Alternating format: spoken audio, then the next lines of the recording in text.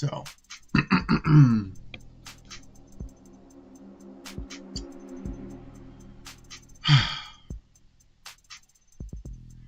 I'm not gonna lie, I quit at one hell of a cliffhanger last time, cause I have no clue how I'm supposed to defend this human being who I haven't even met yet, mind you.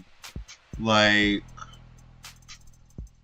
no clue who this person is, what he actually did. I just know that whoever did it did an excellent job of framing him. Apparently, he is covered in the victim's blood, owned the gun, wrote a confession letter. I'm like, I am looking forward to figuring this one out. Cause what the heck? Listen, I'm just gonna get into it because I am very, very intrigued. I want to figure out what's going on. I am just nervous. Yeah, I don't even know. Let's get back into it.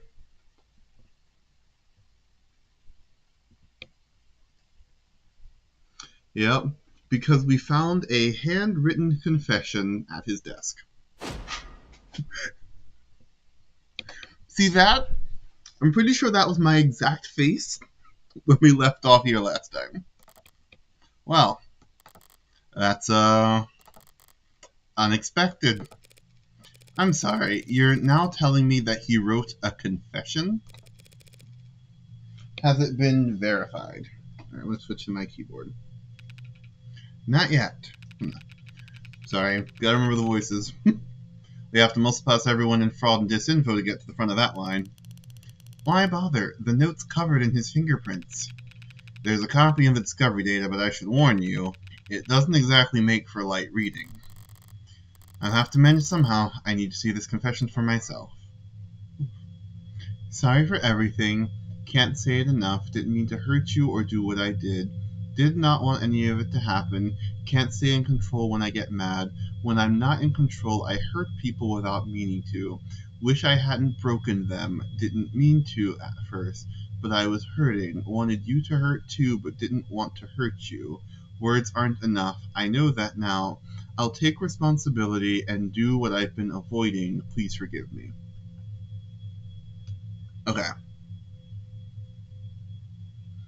Already, I am not a forensics expert. I'm speaking solely from vibes. That tells me nothing. Okay, like, I'm profoundly unconvinced here. Like, I'm sorry, like, no. I'm sorry, okay. Explanation. That explanation, that confession, to me does not resemble a serial killer who's so precise that he can shoot 6 people through the heart with one gun without needing to reload. This is the confession that sounds like someone who may have been led to believe that he did something wrong, but the MO and the personality, the vibes, the read I'm getting on this, they're not aligned. This doesn't make sense to me. Like, the whole, can't stay in control when I get mad. The amount of control that you would need to have the MO that you have, that doesn't work out. Also, specifically, the specificity, the calculativeness, that's not a word. The person who killed this person is calculated, right? Like, he, she, they, nah, I don't, no way. That was difficult to read. Barely legible, in fact. Well, got a spin on that? No need. But it's a confession. Not a confession that he signed, though, is it? Not yet. And not one he intends to sign anytime soon, considering that he asked for representation. Yeah, the most wanted man in the city asked for a lawyer and got you. Guess you're both lucky. Hardly. I just happened to be awake when the call went out. But I'm not so flush with work that I can afford to turn tail now. So if you don't mind, I'd like to go and speak with my client. Okay. So, we've got the note on hand. There is absolutely no way that that note matches the person in question. No way. No way. Absolutely not. What? He's not still handcuffed in there, is he? Look, Counselor, with all due respect, we have strong evidence pointing to that man being responsible for 6 murders. No, you do not. Nope. Okay. I'm sorry. It's funny because I left off thinking like, oh my god, there's no way that this man is innocent, and now complete 180. I'm like, there's no way. That does not match up. We now have a solid lead IMO. Cause ain't no way. Ain't no way. 2 hours or so in cuffs isn't cruel or unusual, and that's for your safety as well. It's kind of you to worry, but I doubt I'll be in any danger. He's killed 6 women. None of them were redheads. Ha! I'm sorry. For those of you who have missed the last time, his MO is to all 6 of the people who were killed have brown hair and brown eyes. Very clearly, it's one of the things that like establish him as a serial killer, apart from the fact that whoever it was killed multiple people, but all bullets from the same gun, and they all had a very specific appearance. So yeah, that's funny, and also actually a fair point. Also, I feel the need to share this because I stumbled upon a slight spoiler that I think was part of the original promo. I could be wrong. I'm pretty sure, and I just want to share this spoiler because it might color the way that I proceed if I know and y'all don't. I'm pretty sure Morgan herself is a serial killer. Like, I saw someone talk about. I read an official promo for it somewhere else, and I'm not sure. I wanted to see if it was officially on the Steam page, and there were a lot of jokes about make killer deductions, etc. And I'm like, oh, wait a minute. Okay, so that might actually be true and also not a massive spoiler. So if it's not a spoiler and I'm being silly, goofy, haha, whatever, that's cool. But I wanted y'all to know that I know that now because I didn't the first 2 episodes, first 2.5 episodes, I guess, because the one didn't work quite right. But yeah, I think that is what we are working with here. So yeah, important context there. Seriously though, I'd like to speak with him alone now. Camera's off, if you don't mind. Mic's on or off is your call, Counselor, but we'll be watching the feed from right outside in case anything happens. And the cuff, that is, stays on. That worried about me? How chivalrous. Yeah, my armor's practically blinding. Gross. I'll start up the unlock cycle. Counselor, just one last word of advice. If you have any interest in his well-being, I'd suggest you help him sign that confession. Not a bad idea. I do get paid either way. But the defense part of defense attorney isn't just for show, detective. I mean it. 6 people dead is one thing. There's also widespread terror and public unrest. But in another way, he's made the state look bad. That's a capital crime if ever one. And even if he's not actually on these days, I guarantee he's not going to like whatever rehabilitation they draw up for him. I've seen the virtual work release program person, and it's being challenged before the Supreme Court. Okay. Very curious. Ooh, yeah, the following expected society in life. Search results for this are temporarily blocked. Read more about how to work with authorities to combat disinformation. Interesting. So I've heard this. Oh no, we're unstable. Hold on.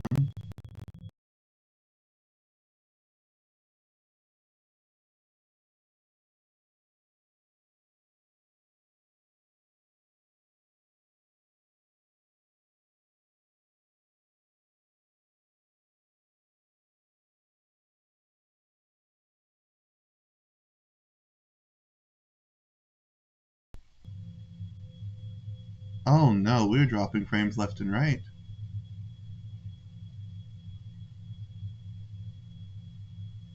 Are we back? Are we good?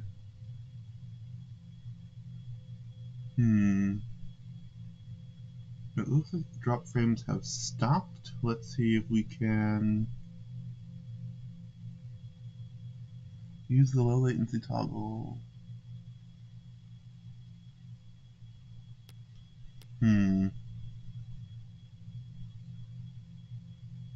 Okay, it looks like things have stabilized on the OBS side of things.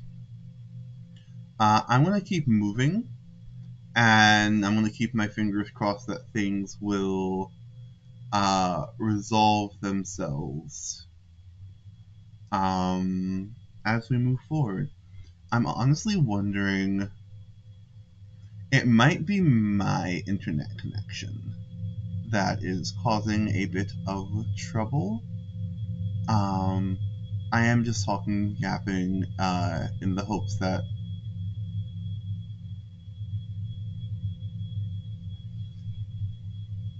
I don't know what that sound is. Anywho, I'm gonna go ahead and continue on. Things seem to have stabilized again. Thank y'all for your patience. We are still very, very new to this, and also it is one human show. And yeah, okay. So, there was a little meme thing of sorts where it was talking about how basically the idea of, oh god, it was like a futuristic prank where you convince someone to touch an object, and even though it's only like a 10-second experience in the real world, you touch it, and next thing you know, it feels like you're spending like 10,000 years falling into the abyss, and when you wake up, only 10 seconds have passed, but because it feels like 10,000, your brain's a little bit broken. And it's like, haha, silly prank or whatever, and like it's meant to be sort of like a Black Mirror-esque horror thing, and I find myself wondering if the virtual world rehabilitation program is similar, where no harm comes to you in the real world, but once you okay, Twitch is back on, and YouTube should correct itself soon. Anywho, I'm wondering if that's what's going on, where it's like, hey, it's horrifying, even though no harm actually comes to you, it kind of like fries your brain. Anywho, being challenged before the Supreme Court. Yeah, sometime in the next decade, maybe. Just remember, a plea deal might feel like a loss for you, but if it keeps him from, well, that's probably a win for your client, right? Prison sentences are generally lighter for those who plead guilty, that much is true. It saves the courts a great deal of time and money, and they show their gratitude with reduced sentencing. But no one will ever be grateful towards the heartbreak killer.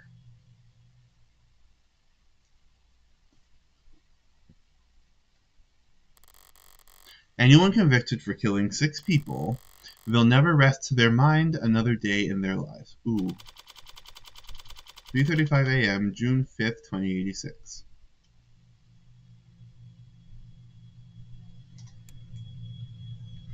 Interesting, we get to meet the person. Okay. It's depressing as hell in here. We need to live in this place, huh? I'm wondering what... I have no idea what voice this guy's gonna get. Carlos Flat, right? Hope you don't mind if I get comfortable. We've got a lot to cover. But this shouldn't take all night. What are you...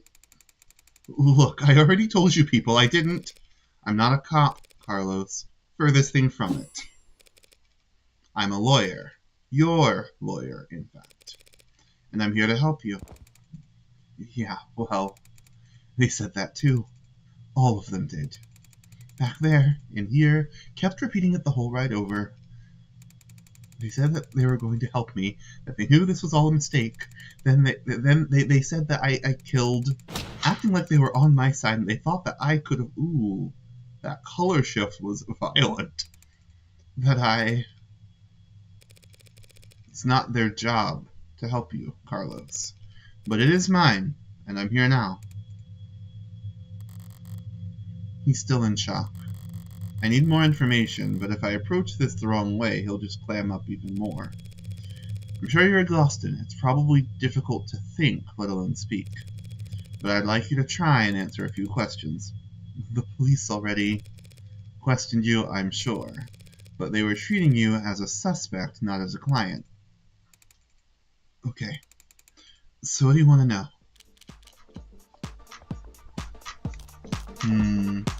Okay. First thing I want to know is about him. Like, I want to know more about him. Definitely don't want to start with the murder, because, like, if he didn't do it, he don't know. Let's start simple. Something mundane, grounded, rote. I'd like to know a bit more about you first, Carlos. Something like, what line of work are you in? I'm with city engineering. Or I was, or I should be. As I thought, the police must be convinced that he mapped the optics blackouts using data he stole from work. My arm. I got it slotted for the job. And, Carlos, I'm gonna need more than that. So what do I know? He works in city engineering, not a desk job. Reyes said he was modded for work, and that arm must be in custody at this moment. But based on his shoulder, it'd have to be pretty... My guess is utilitarian, maybe? I feel like this is going to be another media literacy thing where I'm just not gonna... Utilitarian, yeah. He doesn't strike me as the type who's enamored with the aesthetics of modding. The young and the restless and the rich swapping in neon and chrome limbs because they like the way it looks, or the way it makes other people the way it makes other people start looking at them. No, he's pragmatic, grounded, and very unlucky. In which case, I should be too. You know, my brother wanted to mod. Really? Really? I don't even have a brother. He had everything planned out, a whole career path of promotions and bonuses and the upgrades they'd afford him. Then came his 18th birthday present, test results politely informing him that he's not a viable candidate. That sucks. I think he felt relieved, actually. Seemed like it was a weight off his chest. Like he was glad that he didn't have to choose. Does that make any sense? Yeah, I think it does. I always figured if I'd start at all, I'd start small. A hand or an eye. Test the water.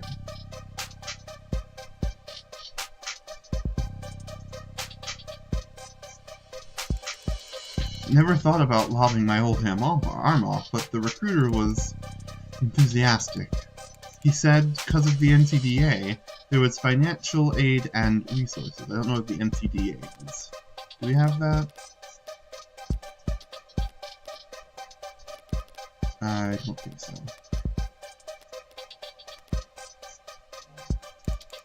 Of course, that got shit-canned.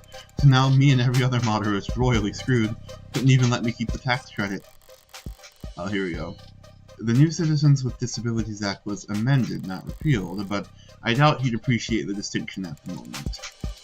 I worked the tighter spaces, the high bulk environments, mostly canopy upkeep. Typical stuff for modders, you know? He's speaking freely now. Don't need to do much more than repeat his words back to him to keep him talking. But the right word choice here or there can still make a difference. You work on the canopy. You must be... Wait a minute. This one's a different color, so I kinda wanna go with it. You must be under a lot of pressure now that the subways are cordoned off. Oh yeah, because of the... Okay. Damn straight. And this crap with Long? Once word got out that the case against him was real, every desk job in the chain became terrified of their own shadow. All of them convinced that internal affairs is going to come knocking if they misplace so much as a paperclip. Everything by the book means no room for compromise, no room for problem solving, no room for engineering.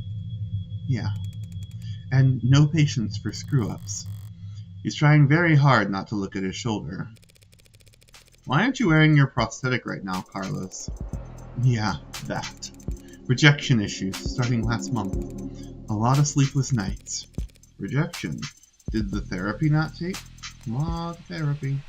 The process of adjusting the human mind and body to the unique challenges and stresses that come with cybernetic body modifications typically includes physical therapy, mental technique instruction, and sensitivity training.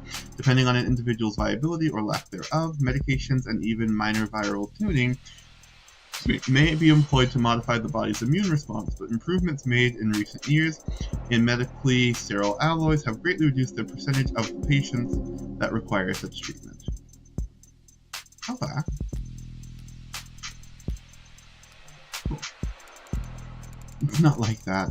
I wasn't oozing pus out of my sockets or anything. Then do these rejection issues have anything to do with your scars?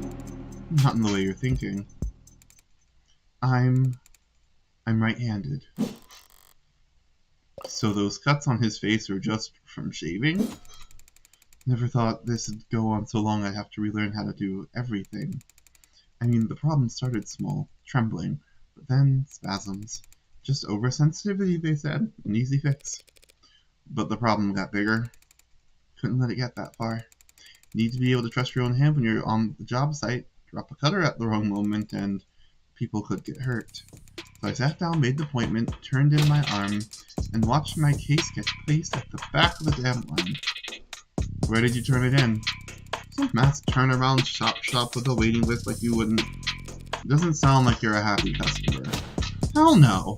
I'd found a dozen other clinics with shorter wait times. As long as I'm renting and not owning, the manufacturer decides where your arm gets maintenance. Oof. Yeah, HAL Industries Habilis 2085 mechanical limb. Boasts impressive grip strength, dexterity, and low cost of maintenance. The success of it and its sister product went a long way towards securing state contracts for HAL Industries. Submitted 5 weeks ago at a HAL-partnered prosthetic adjustment clinic. Average waitlist of duration of 40 business days due to user reported sensitivity. Okay, hold on. Okay. Cool. Connection's good all around. That sounds... I'm pretty sure there's already a contradiction there, right? So... hold on. Okay, so there's blood on the left sleeve that matches that of the victim, and mind you, that is his coat. But there's no way, if he's right-handed, that he's going to be able to shoot with his left hand with the precision it takes to only need one bullet. That's already a contradiction right there. Supposedly, yeah, okay, it matches his left hand, but I'm wondering if the gun was left at the scene and he picked it up. That might have been where they came from. Because at that point in time, he can't fire again. There's no bullets left because the person's the 6'1". So it makes sense that his left hand would be the one that has that left the fingerprints. But it doesn't make sense. Also, like, if he's like cradling his girlfriend's body, he can only do that with his left hand. He doesn't have a right hand, and he's right-handed. Absolutely no way. Okay. Honestly, that's such a massive relief. Because nah, absolutely not. And that's why I'm sitting here with this expensive-ass stump for a shoulder. I haven't been able to work in weeks. Bosses were generous enough to say that my position might still be there when I've got 2 working arms again. You couldn't buy or rent or a replacement yourself just in the meantime? I serve at the pleasure of the state. That sounds like at-will hiring, which is... oof. They've got exclusivity contracts with Hindy, all locked up white-knuckle type. Hindy. HAL Industries? Yeah. HAL Industries is the world leader in the research, development, manufacturing, and fitting of cybernetic prosthetics for commercial and private use. And we're hiring. We're seeking motivated and passionate archivists, programmers, salespeople, and college graduates with degrees in digital archaeology, cybernetic anatomy, and more. Not interested in sponsored search results? See further with a premium account. Digital archaeology is a fascinating concept. Love that. As I recall, he's registered with one of their Habilis models. If I took one step on site with uninsured tech, forget the fines, I'd lose the down payment and my arm, and I'd never work in the city again. If this was last quarter, maybe I could have worked something out with management, but like I said, no one's sticking their neck for anyone now that Long's in deep hot shit. You mentioned discomfort. Okay.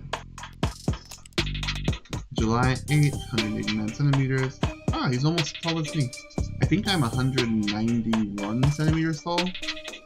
94 kegs, so definitely not 94 kegs. That's a lanky man. Blood type B negative, civil engineer of the canopy, likes airports, warm shoes, and firm beds, just like tabs, musicals, and cashews. His favorite flower is poppy. His luck is 4, and his student debt is sizable. You mentioned discomfort. Are you in pain? Pain will come and go. It's the itches that'll kill you. And the phantoms come back pretty fast when I don't have anything. Phantom pain? Yeah, pain or discomfort that the brain experiences as coming from an amputated part of the body. When a stimuli starts coming from a part of the body that is no longer there, the areas of the nervous system that were previously devoted to processing those sensations reconfigure themselves to still be of use. Occasionally, the brain mistakes this new sensory processing as still being associated with the pain or some sensation from the amputated limb. Because of the large mental element at play, therapy for phantom pain reduction necessarily involves psychological conditioning and often the use of prosthetics. Phantom pain has become more widely understood and experienced and understood as a result of the spread of the body modification movement. Debate over whether the modern scene has increased or decreased public empathy for amputees and disabled remains contentious. Arm shaped attached to me. Didn't they give you something to, well, wear in the meantime? Something the clinic lend out for cases like this? What they gave me is a deadweight, 3-jointed, landfill bait piece of shit. Ooh. Sorry, it's a very shitty feeling having a part of your body that you know they cut corners on. It fits. It's compatible, technically. You can slot it in and feel on balance again. The fingers don't even bend, and the quick twitch motors are way off. It's like walking around with your arm asleep or dead. So are you wearing it when...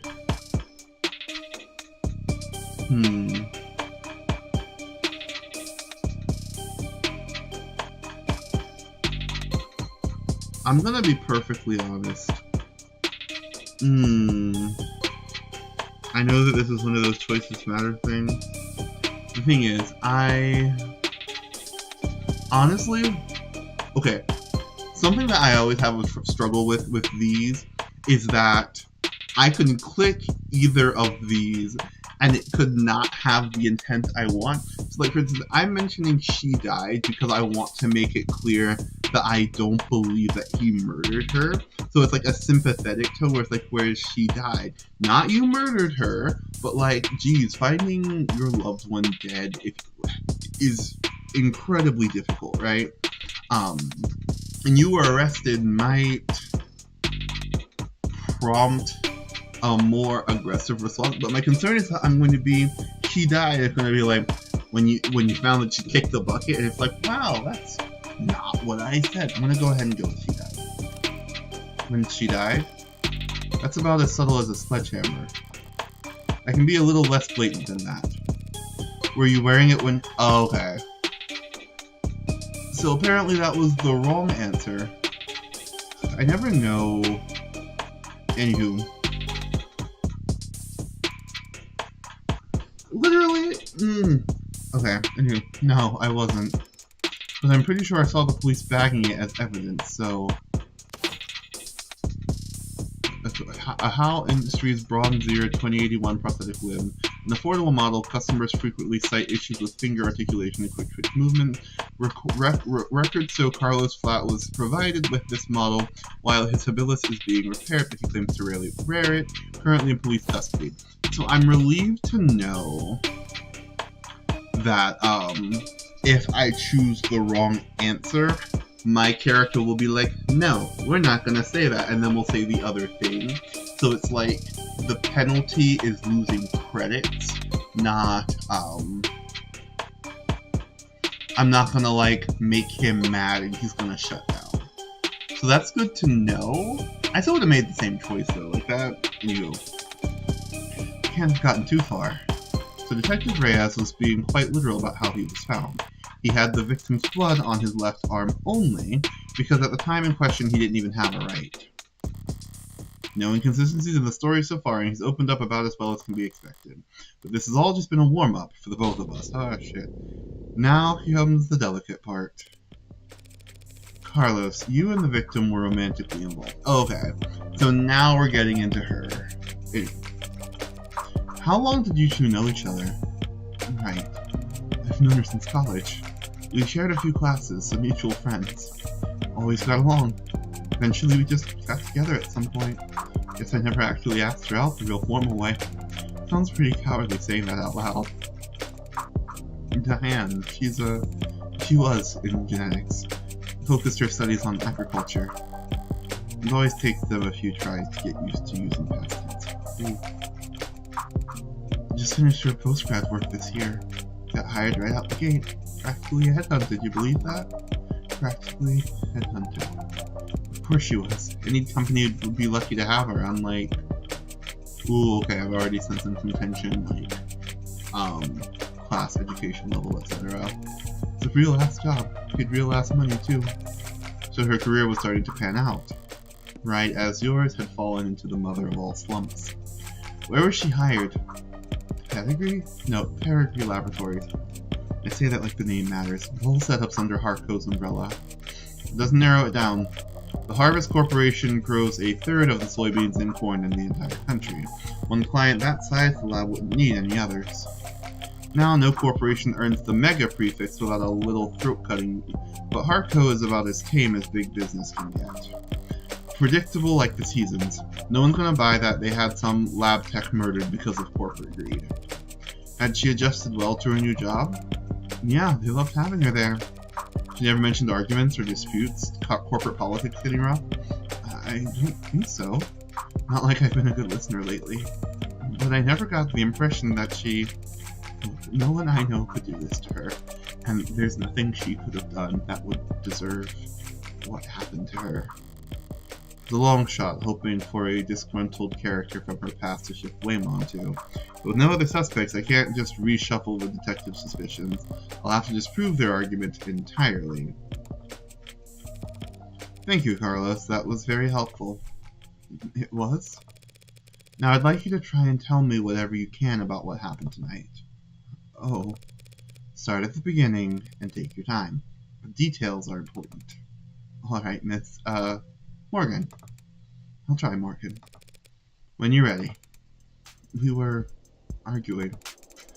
We had been arguing a lot lately. Arguing about stupid stuff.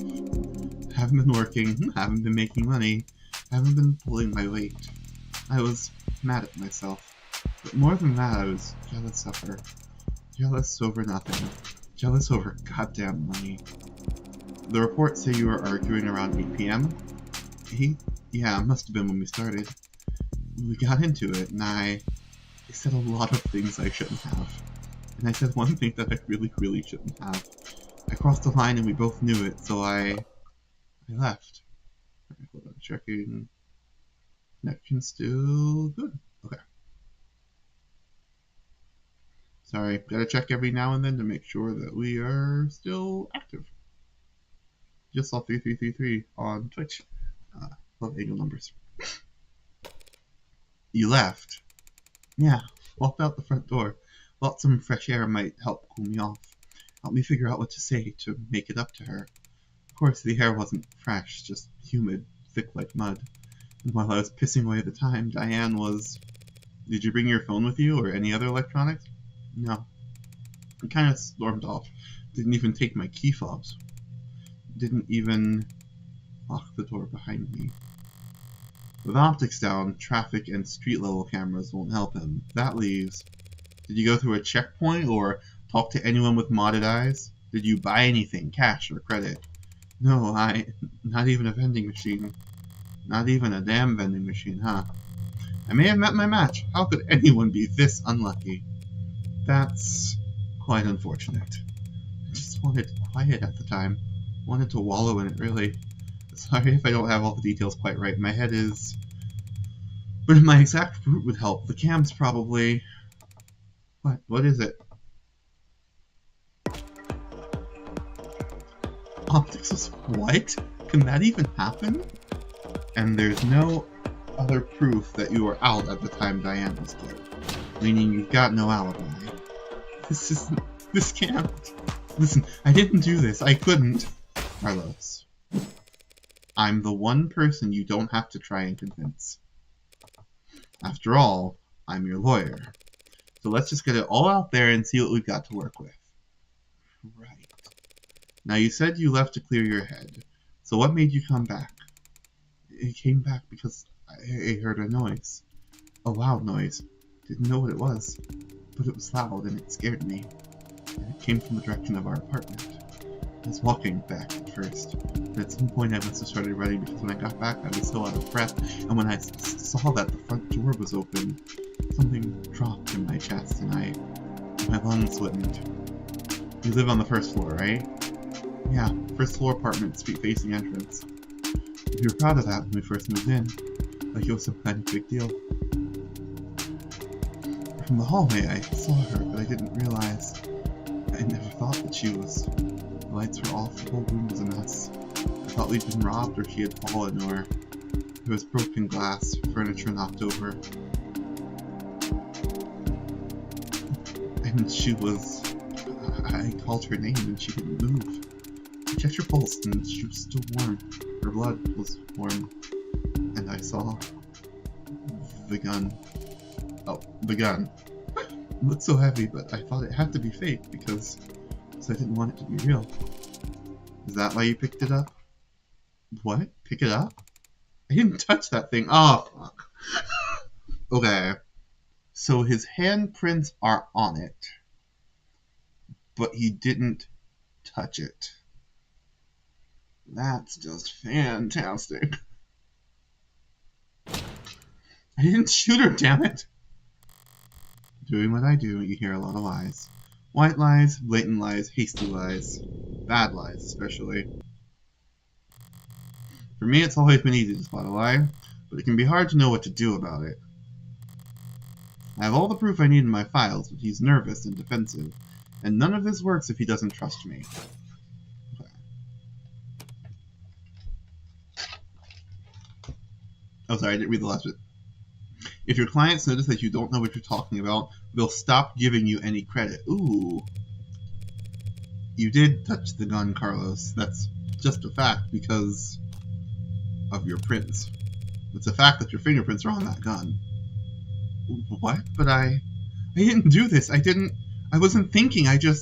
Carlos, all I'm saying is that you picked it up. That's all. Would you believe me if I said I didn't realize it was a gun? That explains how his prints got on the gun, but not in a way that would satisfy the police. Still, if all he did was hold the gun... So stupid. I know what a gun looks like. Wait a minute. Does he still give me credit? I didn't see the little coin animation pop up. Seeing it in my own home, right in front of... You were in shock, Carlos. You still are. Police came in sometime after that. I don't remember much of what they said. Things started moving fast, it seemed like. The rest of my night went probably the way you'd expect. Carlos, you admit to having a verbal argument with Diane, but you said you were surprised to see the room trashed when you got back.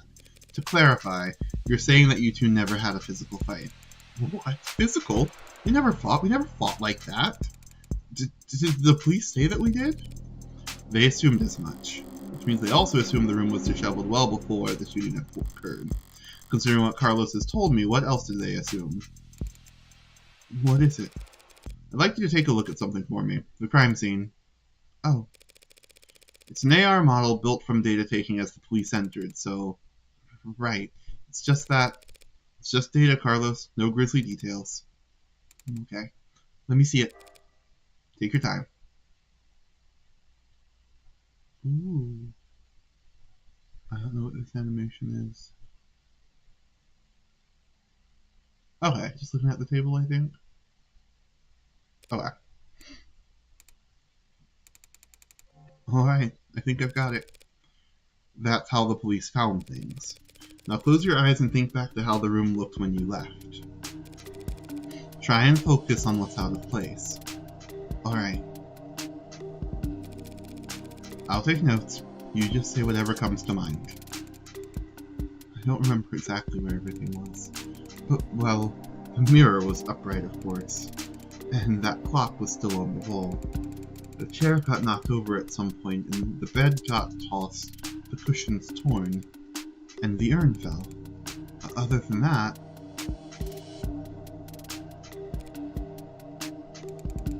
No, sorry. That's all that stands out to me. I see. Like so? Huh.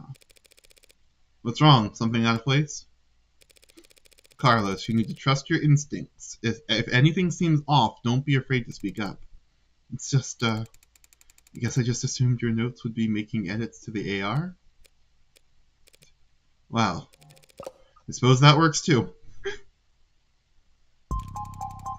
Sorry, I didn't mean... Okay. Carlos left testimony on the state of the crime in the left department. The mirror was upright. That clock was on the wall. The chair got knocked over. The bed got tossed. The cushions torn. Do we have the AR? Yeah, we do. Victim was shot from the room's doorway. No unexpected DNA present. No unexpected... That's a lot that happened for there to...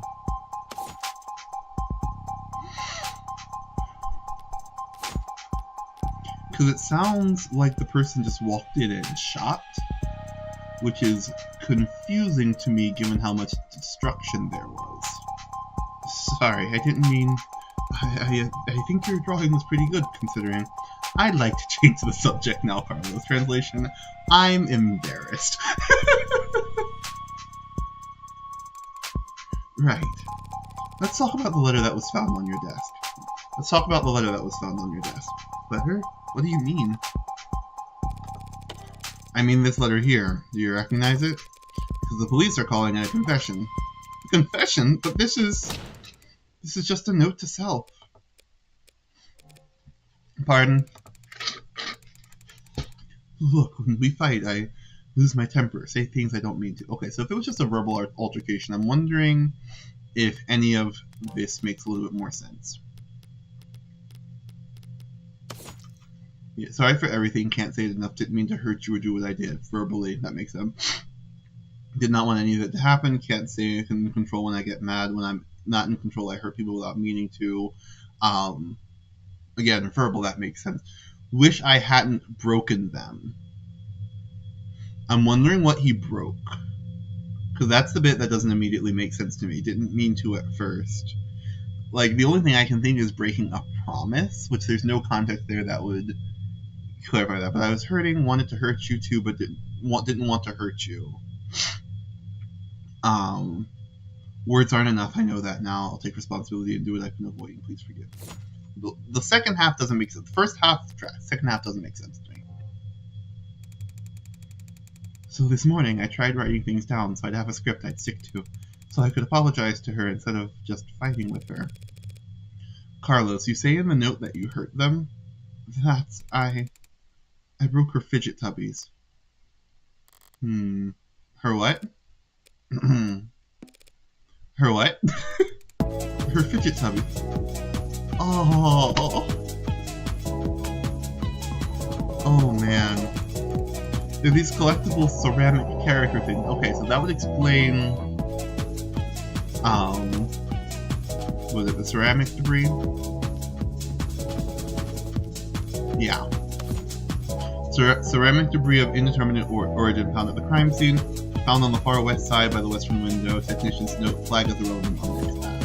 Which means that wouldn't have come from the vase, because it remains featureless even after being tossed. So the vase didn't break, the fidget tubbies did. They're supposed to be like tactile. You use them as... They're supposed to be like tactile. You use them as paperweights or conversation starters. Conversation starters? She loved those little things. They're not worth a damn. You can buy them at any flea market or garage sale, but they meant a lot to her. And I broke them. Yes, begun. Collectible and fragile ceramic conversation starters. The victim's personal collection was pulverized. Shit. Buy Carlos Flat's replacement prosthetic arm the morning of the murder, evidently an acquired taste. Okay. Ooh. Okay, so I want to check that note again. Okay, wish I hadn't broken them. Didn't mean to at first. Interesting. Didn't mean to at first. So like maybe he was just holding on the prosthetic arm cracked, and he continued. Maybe wanted to hurt you too, but didn't want to hurt you. Okay. Ooh, wanted you to hurt, but I didn't want to hurt you, like physically. Words aren't enough. I know that now. I'll take responsibility and do what I've been avoiding. That one's still unanswered. But we have more context for the rest of the note. Okay.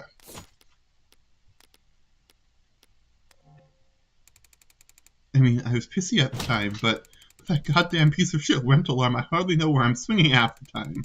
Got so angry I just ripped it off and tossed it in my room. That cheap, dusty, worthless. Okay. Let's say he did break her fidget duckies with his replacement arm. What does that change?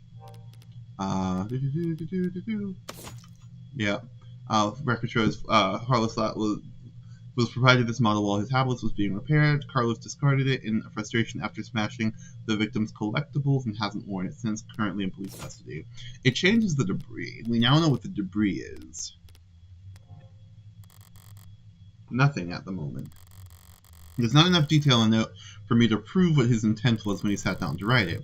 But if the police insist on claiming it's a confession for the heartbreak killings anyway, couldn't even bother to sweep them up. I felt so... Alright, Carlos, thanks for answering my questions. Now I'm going to call the police back in here and I'm going to get this cleared up for you.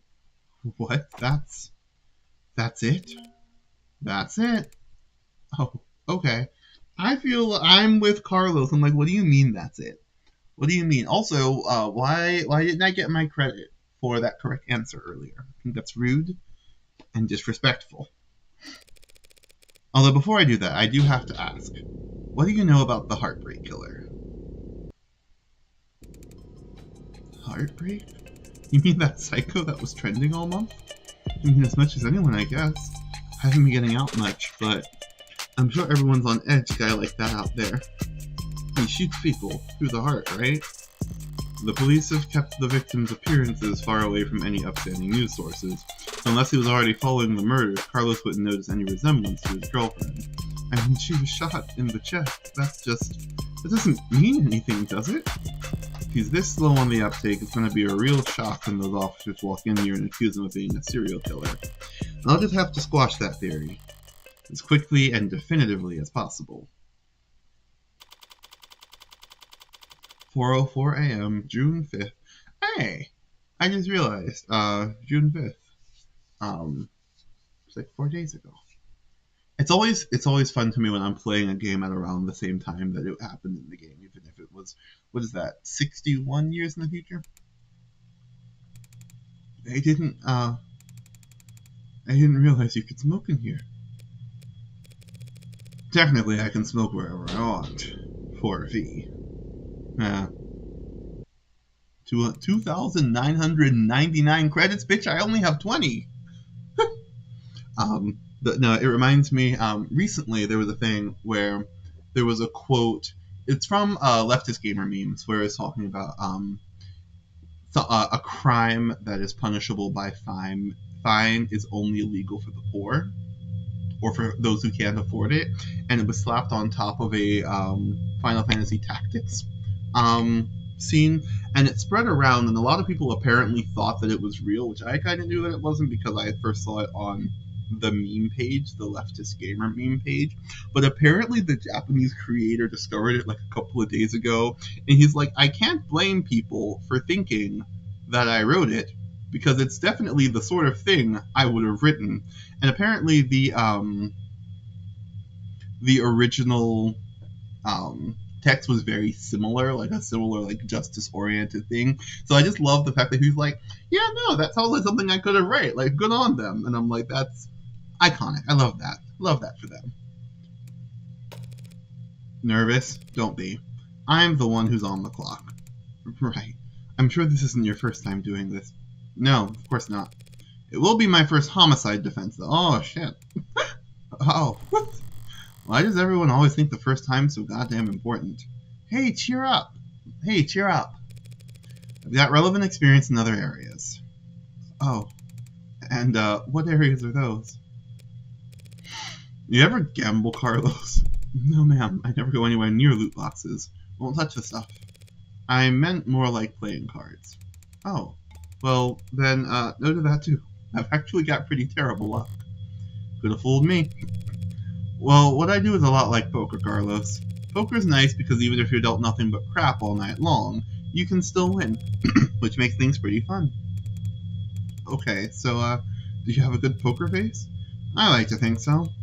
And are you lucky? Only when the stakes are high. And, in this metaphor, we're playing poker. And the state's the dealer? If only. No, the state's more like the house. You mean like the house always wins? Yes. They're very good at it, winning, I mean. That's why they're up there and we're down here. That's why they're the house. So what do? We play the cards we're dealt as best as we can, win more hands than we lose.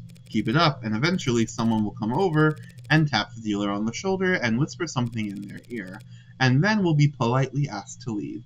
Okay, that's actually a really fascinating analogy.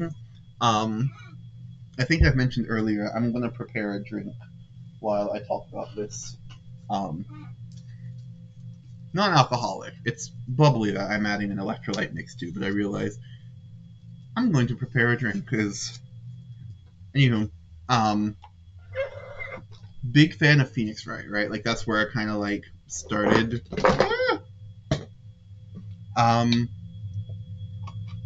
Experiencing games like this, the sort of, like, courtroom drama, murder mystery things. And so, obviously the goal is the truth. We've got to find the truth. We've got to reveal the truth. We've got to get to the truth. And that's not what we're doing here. Which is going to be really interesting because that's recently watched Danganronpa, where I think so the first one, it literally was all about trying to find the truth, and then the second one introduced the ability to agree with someone else's statements. But the third game, well, not third game, V3, was the first one where you could actively lie, like you could actually change a fact, and you could lie to someone. So, like, for instance, if you lie and say, oh, I didn't see anyone there, and then someone else goes, how could you not see them? They were walking right down the hallway. It's like, oh, so you saw them, right? And so you can use lies to bluff and point towards the truth, which is something that I feel like is going to be kind of the vibe here, where, like, the goal isn't just pursuing the truth, it's also, it's literally just getting the person off, like getting them a not guilty verdict through whatever means, which is going to be an interesting vibe.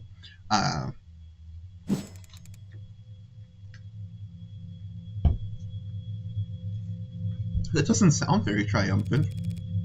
The house always wins. So our definition of victory is more like, don't lose.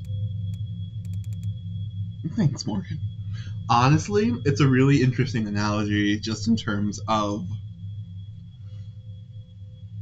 thinking of the state, the government, the official powers that be. The notion of them always winning does, means that you don't lose. You, again, win more hands than you lose.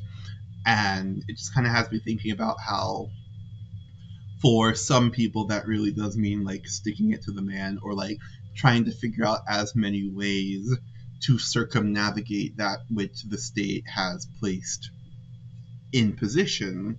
But I'm also thinking of the number of people who believe that the way to the way to win more than you lose is to align with the house, to curry favor with the people in power, so that you can win. One of my favorite dystopian books that does not get nearly enough credit is called Legend by Marie Lu. And without spoiling too much, one of the characters, I don't know if she was born with a silver spoon in her mouth, but she definitely has the silver spoon now. Like, she is the creme de la creme of the people in power, and she starts to realize that some of what she's been led to believe is incorrect, but someone who's close to her encourages her that, like, no matter what, because this person was also aware that things were going on, and this person says, hey, you're going to find out that things are not the best, right? Like, you're going to find out that some things are not quite kosher, right, about what's going on right now. That said, you want to remain, in a position where you can still gain their favor, because you're going to have more leverage if you're in with them, if you're in their good graces, than if you're an outsider trying to rebel against the man from a low position. And that's something that I find myself thinking about often, because aligning yourself with power, 5555, finally. I was watching it tick up. I like angel numbers, and I miss 4444. For context, 55 minutes and 55 seconds of streaming on the little timer. Anywho, neither here nor there.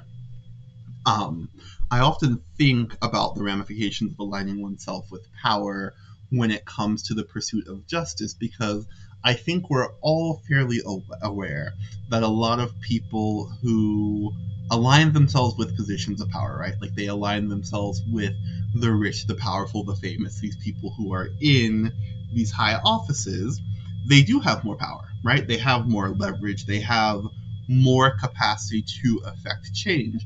And also, it's very easy for them to change as well, especially to stay in that position. So, like, for instance, let's say you're someone who you run for Senate, right? And you decide that you are going to be the type of person to you're running for Senate. You decide that you're going to be the type of person to not take bribes, not take favors. You're going to run an entirely people-funded grassroots campaign. You're not taking money from billionaires. You're not, taking favors from, people who own, incredible, I'm thinking of the places with the crystal chandeliers and the wines that are worth more than some people's annual salaries, right? And so you don't align yourself with those people, you align yourself with the working class, the poor, the people who are struggling to get by, and you create, this coalition, and you get there, like, you win. And then when you're there, it's like, oh, but I have to figure out how to win re-election. I have to figure out, if I'm here, I have to figure out how to get things done. I'm thinking of Hamilton's The Room Where It Happens, where it's like, if I want to be in the room where it happens, I've got to pull some strings, I've got to pull some favors, I've got to make sure the system works for me, I've got to make sure that I speak in ways that don't isolate my base, that don't alienate my base, but also don't alienate the people whose support I need to receive. And so, like, through that process, you end up becoming more and more like the people who have remained in power, because there's a reason why the people in power are still there. There's a reason why you've got people who, become, as they call, career politicians, because it's their job, and they know how to keep their job, they know how to get a raise, they know how to work the system. And so, like, I don't know, just this notion of the house, where it's like, do we have to make sure that no matter what crap hands we're dealt, we have to figure out how to play the cards, and bluff and win more than we lose? Or is the goal to win the favor of the house and become, say, a dealer? Like, is it a better position to be, with the caveat that most of us will never be the house, who has the better position, the dealer who works for the house, or the poker player who might be dealt shit hands but knows how to make it work? Anyway,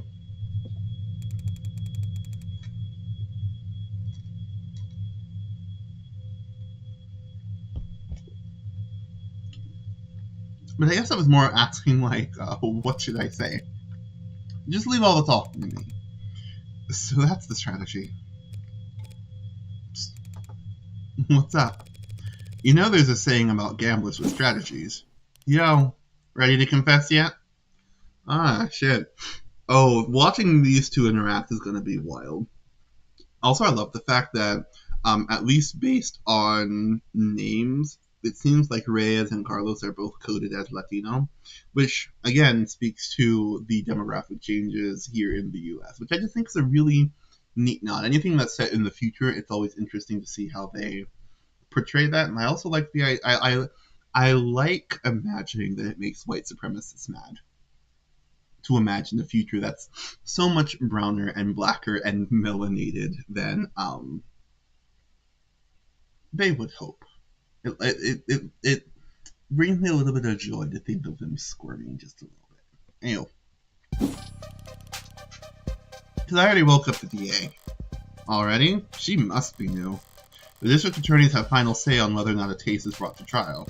Only fair, since they're the ones who end up having to actually prove the damn thing. Most of them prefer simple guilty pleas over long, protracted trials. And they all dislike having their time wasted. Unfortunately, then, you'll have to call them back, because my client is not guilty.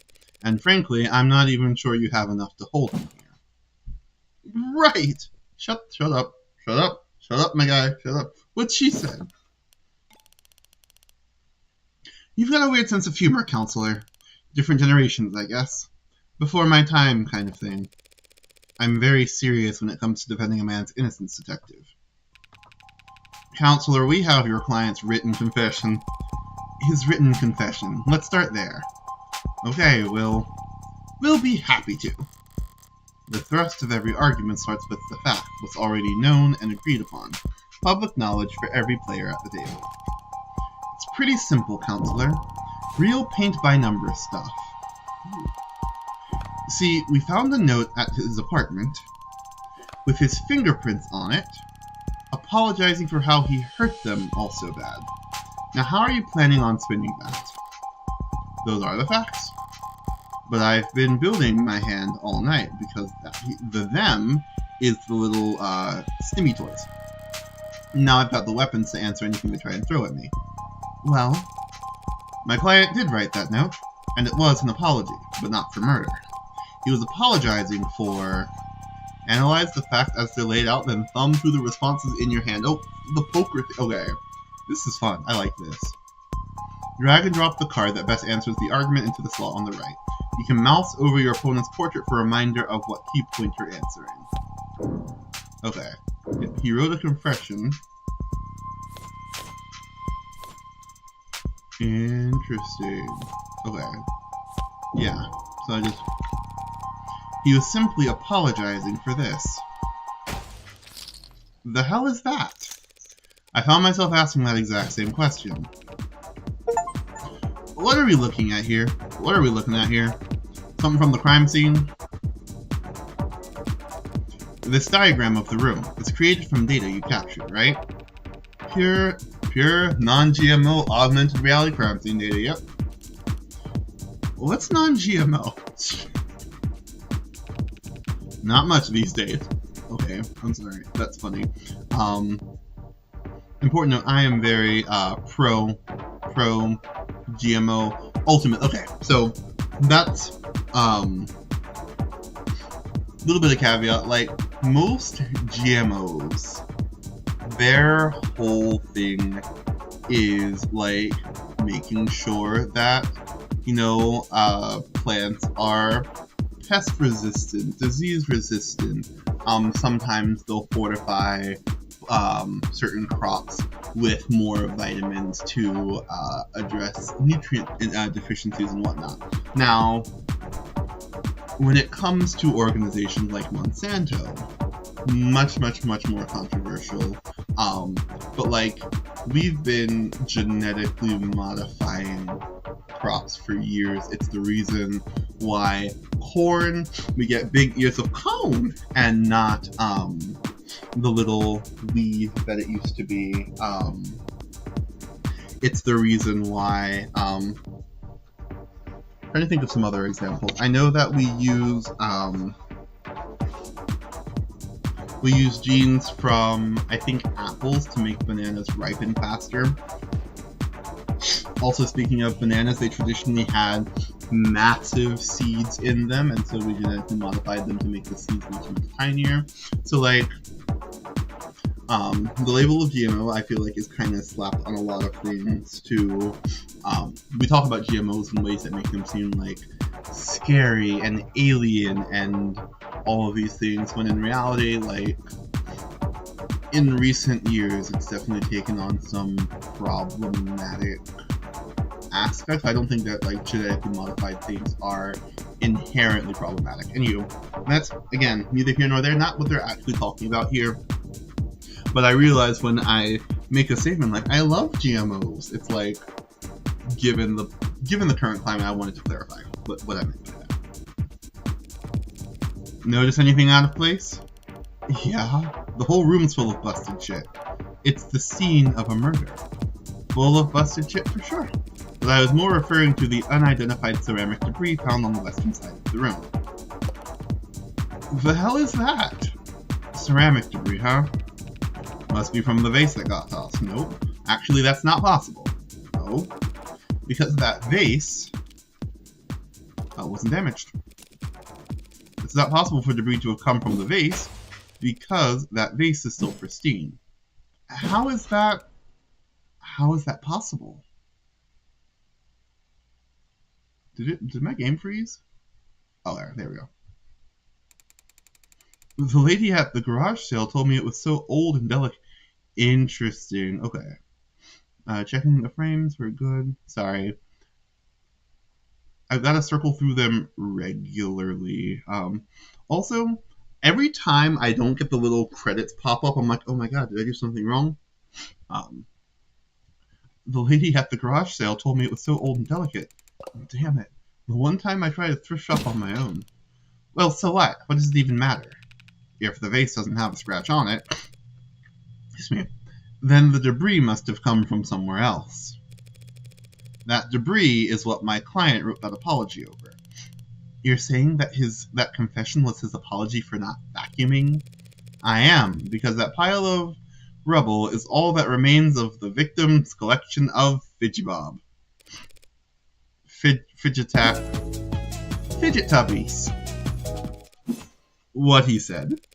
Mr. Flat broke the victim's ceramic figures by accident, and this impassioned note to self was just his attempt at scripting out an apology.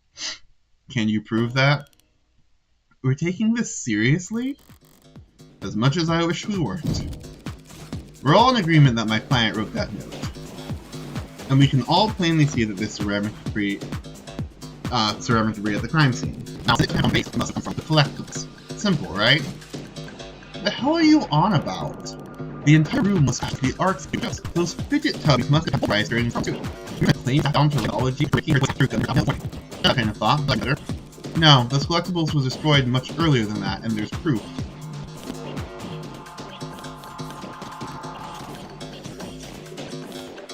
Wait a minute, can I look at the evidence? I just want to make sure that the evidence goes that's quiet. Okay, so we're looking at the rental. Okay. It just says he discarded it in frustration after smashing it into the victim's collectible. Oh, right. Okay. So should just be able to play this card. Just look at the he took into custody. Huh? Once my fingers show exactly how devastating it was to the fickle buddy ecosystem. It's fidget tubbies. Translation: Reyes is also a enjoyer, and I feel like he probably doesn't want to admit that. Which is adorable. Reyes is slowly growing on me. Slowly. Very, very slowly.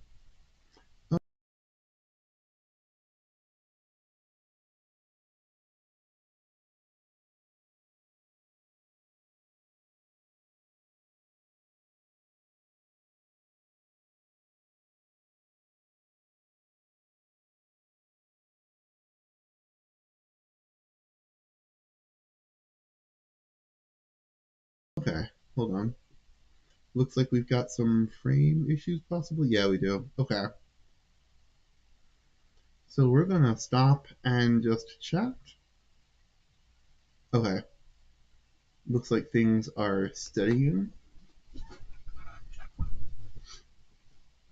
So it seems to me, and I could be wrong about this, but it seems like my internet is not always the biggest fan of maintaining consistency, which is not that big a deal. Things seem to be stable, but I'm gonna yap just a little bit longer, drawing it out just to make sure. I want to give it at least a minute. Things still look good on Twitch. Excuse me. Things are slowing down a bit on the YouTube side of things, but I think we're good. I think I've yapped for long enough. I'm going to go ahead and take this opportunity to make sure that my camera... We're good. Also, it doesn't get very, very warm here. Anywho, I think we're good. Yeah. Okay. Whatever. You did take it into custody. I'm sure your text found ceramic debris on it, yes? Now that you mention it, fine, whatever. He broke him with his arm while he was killing her. Happy? Overjoyed. Because even a cheap arm's got an operating system that logged the last time it was worn, right? Right. See, I happened to spot a footnote on the lab report. It said the rental hadn't been used since the AM. Whose side are you on, old man? Just got him pretty late, sunshine. Just trying to save us all some time where I can. Well, thank you for your service. Are you seriously buying this crap? Just look at how scrawled, how panicked that note is. You expect me to believe he was that upset over a fidget tubby collection? One that hasn't even been graded? There it is. Big fidget tubby fan.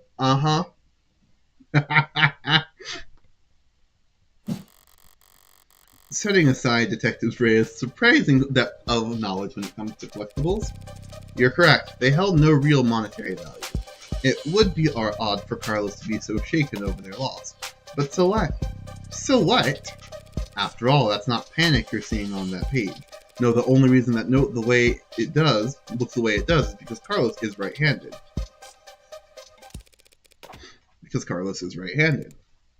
Yes, I am. Did they not know that? Shouldn't that be on my permanent record or something? So the reason why that note looks like Asylum Wall scribbles is just because he had to use his left hand to write it. I tend to think better writing than typing, and I need to get used to using my left anyway. I just thought it could be good practice. Taking that into account alongside the ceramics, your slam dunk confession is looking about as watertight as a fishnet. Okay, fine. Forget about the confession. Congratulations, counselor. You've established that your client's remorseless. Now let's get back to the reality of the situation. Here are the facts. We found your client at the scene of the crime, wearing a coat covered in the victim's blood, right next to a big old goddamn gun that just so happened to have his fingerprint on it. That's right, the coat is...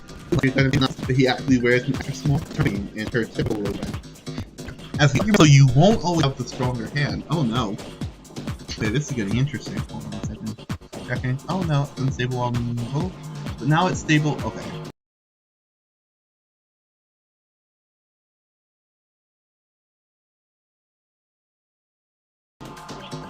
Hold on.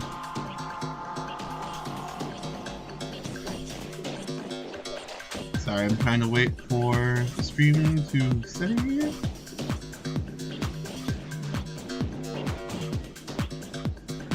Alright, it seems to be sitting on... Okay. Listen, one of these days, we...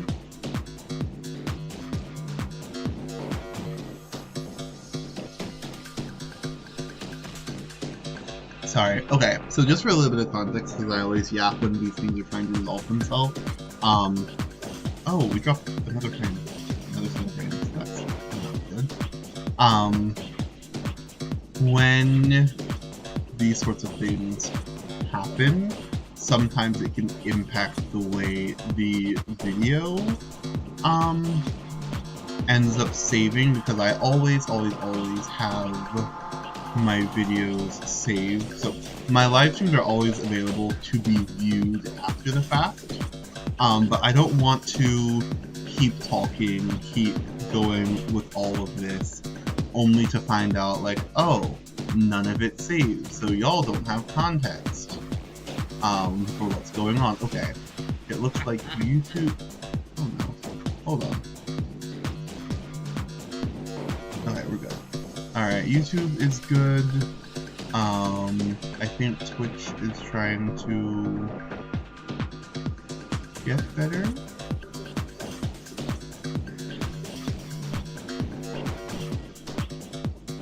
I think we're okay.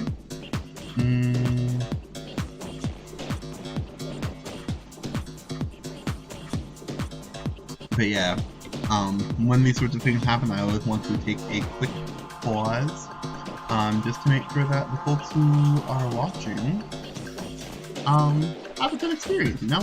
Anywho, YouTube looks good, Twitch still looks better. Also, I accidentally clicked on a button on the YouTube side, which is causing me. Anywho, I'm gonna go ahead and keep going, and I'll keep my fingers crossed that things will keep resolving. But if we have to keep checking back, we gotta do what we gotta do. Alright. As the arguments flow, you won't always have the stronger hand. Sometimes the best you can do is hold your tongue and avoid overcommitting. Try to lose as little credit as possible while you wait for a more favorable chance. Okay.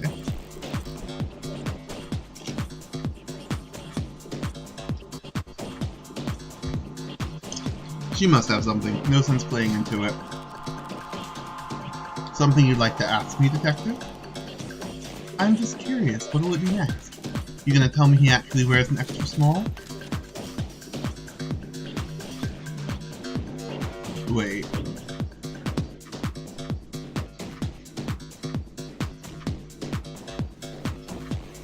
Okay, so this one actually doesn't give me the option to raise, which is neat.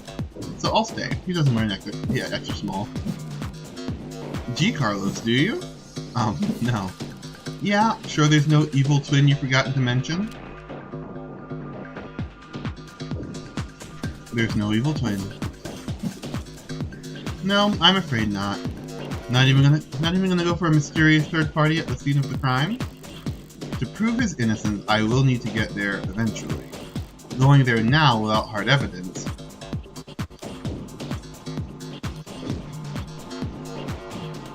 Okay, so do we have evidence of a third party? Is the question here. Okay, I think. Oh, great. Okay, all systems are go, so I can kind of just okay.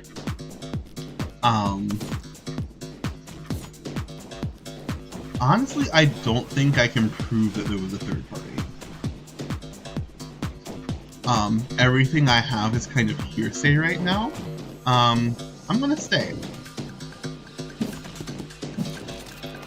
I have no evidence of a third party at this time. Damn right you don't. It's clear as day in the arcs. No evidence of anyone but Carlos being there that night. So keep dreaming.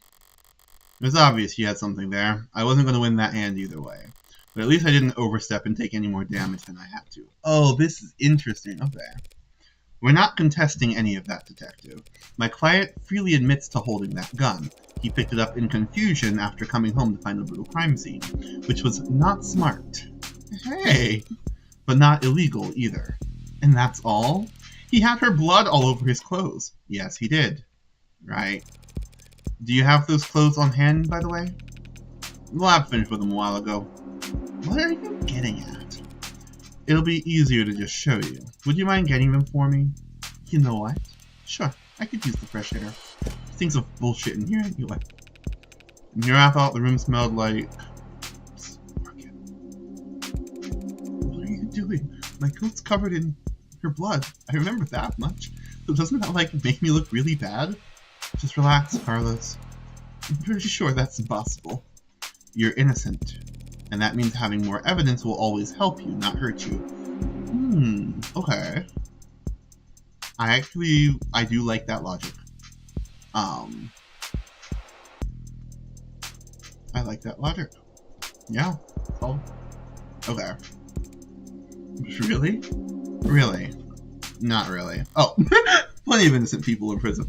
Okay, but no, I like the concept of, like, if you're going to find the truth, having as much information as possible is going to be helpful. You know what I mean? Like, I feel like there are plenty of innocent people in prison, and I find that if you're innocent and you end up in prison, something went wrong, right?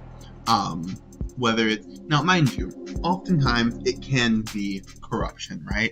Oftentimes it can be bias. There are several times when marginalized people end up taking the fall for things that they wouldn't have if the person in question, you know, was from a non-marginalized privileged group, or, again, sometimes there are biases. Often there are biases where if we are under the impression that certain types of people do certain types of crimes, etc., then yeah, like, we're going to end up overlooking things. But I do personally agree with the logic that, like, the more information you have, if you're not guilty, the better off you are. Right? People with bad luck, or bad lawyers, yep. People shouldn't count on the truth to come out easy. More often than not, it takes coaxing. What was it that reminded me of? You know something. Alright, here it is. One blood-stained jacket, fresh from the lab. Listen, we love having... Okay. The coat the suspect was wearing when taken into custody back from analysis. Blood on the sleeve that matches that of the victim with 99.989 certainty.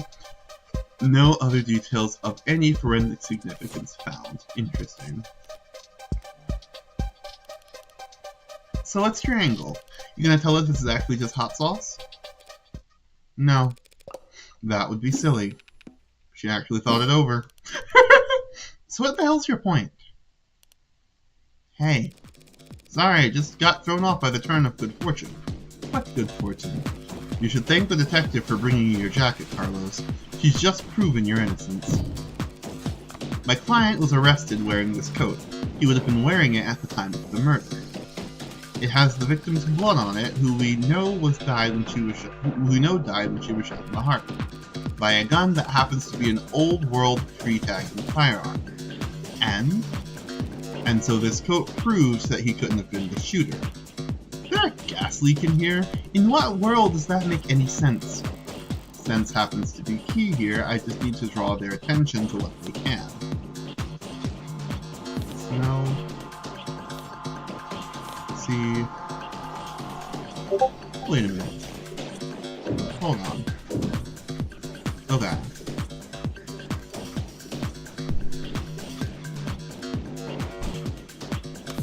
So we know there's blood on his left.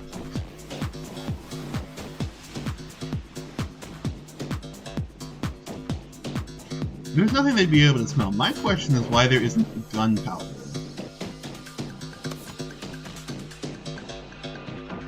Initial tests show blood on the left sleeve that matches that of the victim, which makes sense. Like, that is exactly what you would expect. What about the gunpowder?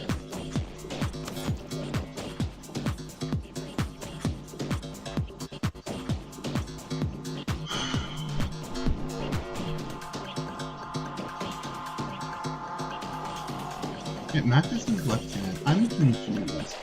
I keep coming back to the gunpowder, but I feel like if I mention smell, I'm gonna sound real silly.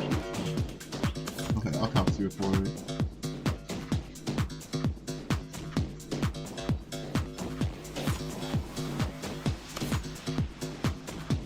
I don't want to lose credits. I feel like they're gonna want me to say you can see something. My question is, doesn't gunpowder leave a smell?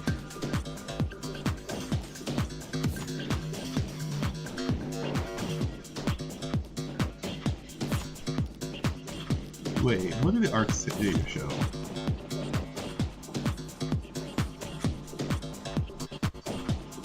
Victim was shot from the room's doorway. No unexpected DNA present. No unexpected crumbs present. No unexpected fingerprints present. No evidence of the room. Something's not. Okay.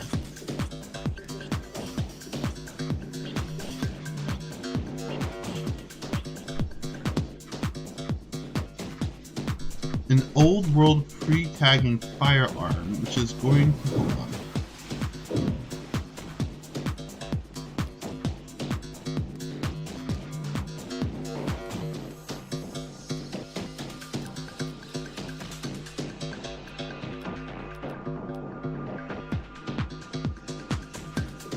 Okay.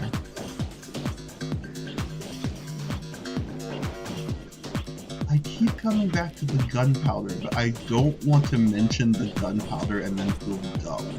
Because I don't think anything they've given me immediately lends itself to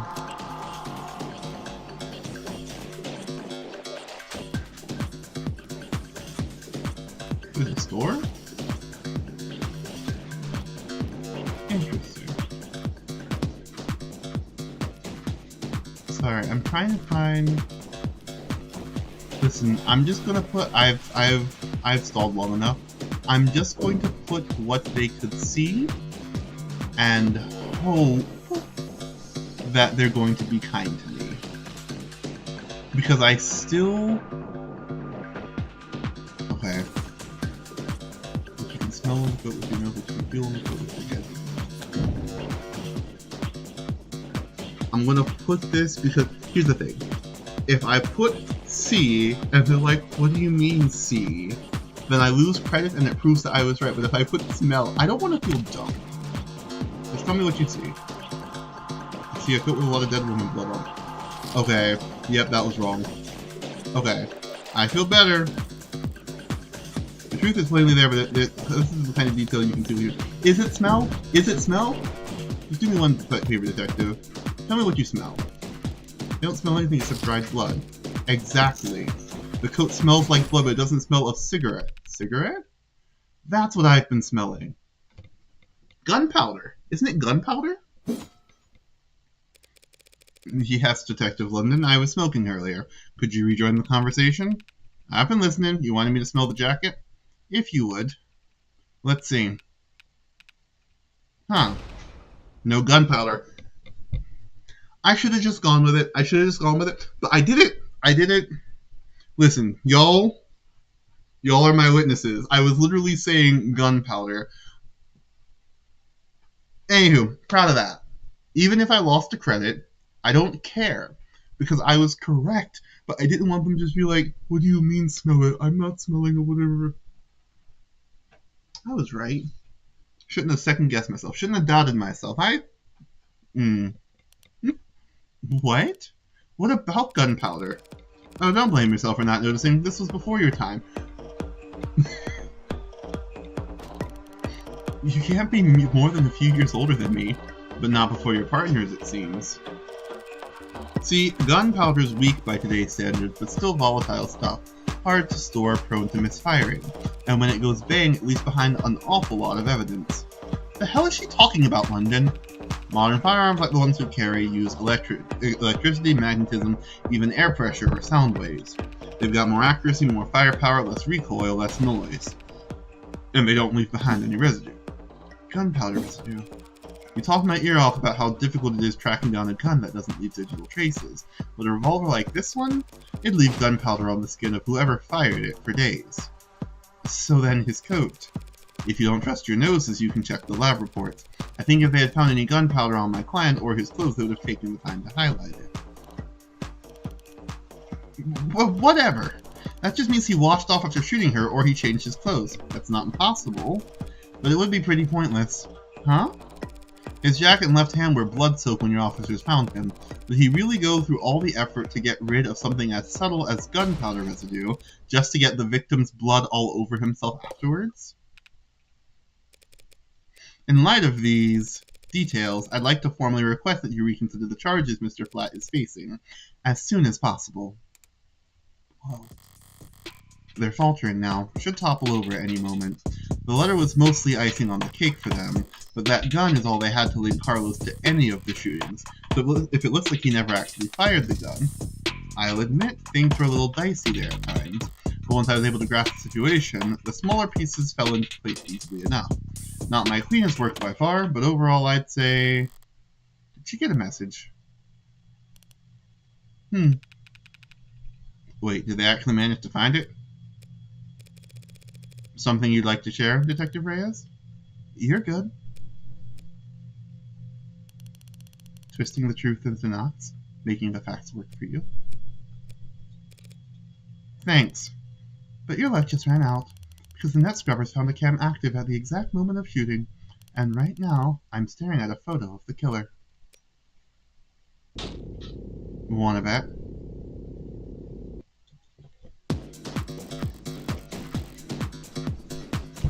A photo of the shooter? If she had that, we wouldn't still be talking. But I doubt she's just pulling this out of her ass. She's got something from the scrubbers. Nah, she's not bluffing. She has something. I'm not sure I follow, Detective. Didn't we establish that there was an optics blackout during the shooting? Sure, there was. But this isn't from optics. Oh? Good thing I held my tongue. As I thought, the scrubbers must have managed to dig up something from outside the network. We did. Oh, I think I gained one back. Is that what happened? No, which means... Party's over, Counselor. Feast your eyes on this. Wow. Okay, the quality is lacking. And yet, there it is. They managed to find a quarter needle of evidence in a whole city block of haystacks. What are the goddamn chances? No, with the scale their tools operate on, I guess the chances are, as always, in their favor. Alright, this isn't good, but it's a far cry from the worst case scenario I envisioned.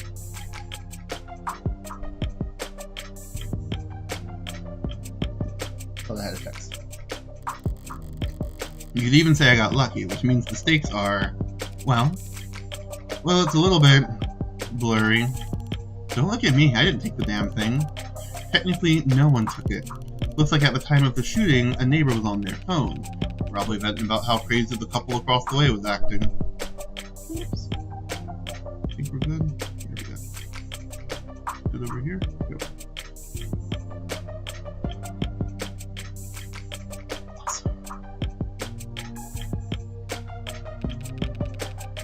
So if their phone was on, its camera would be on. And so we managed to get this shot through the window. Where to begin? Far away, unfocused, ultra-low resolution, zoomed in, blurred, color shifted, and so compressed it looks like it's from another century. There are tools that could enhance this image any further, and I could count the pixels on one hand. And you could kiss its admissibility in court goodbye. You can't honestly claim that you can identify my client from this image. And there's no way in hell you could get this past the judge. Yeah, you're probably right, we couldn't. But I think I know a DA that could. Either way, it doesn't seem like your client's leaving this police station anytime soon. That photo. What the hell is happening to me? Think I know a DA that could? Don't be so modest, old man. We have photo evidence of a left-handed shooter standing in the hallway at the same time the whole neighborhood heard a gunshot. More evidence. Love it when we have evidence. Data recovered from an unknown citizen's phone camera at the time of the shooting. Because the camera was not set to photo mode at the time, the amount and quality of visual data available is severely limited. File markers for post-capture multi-spectrum image enhancement indicate that the photo has already been cleaned up as necessary.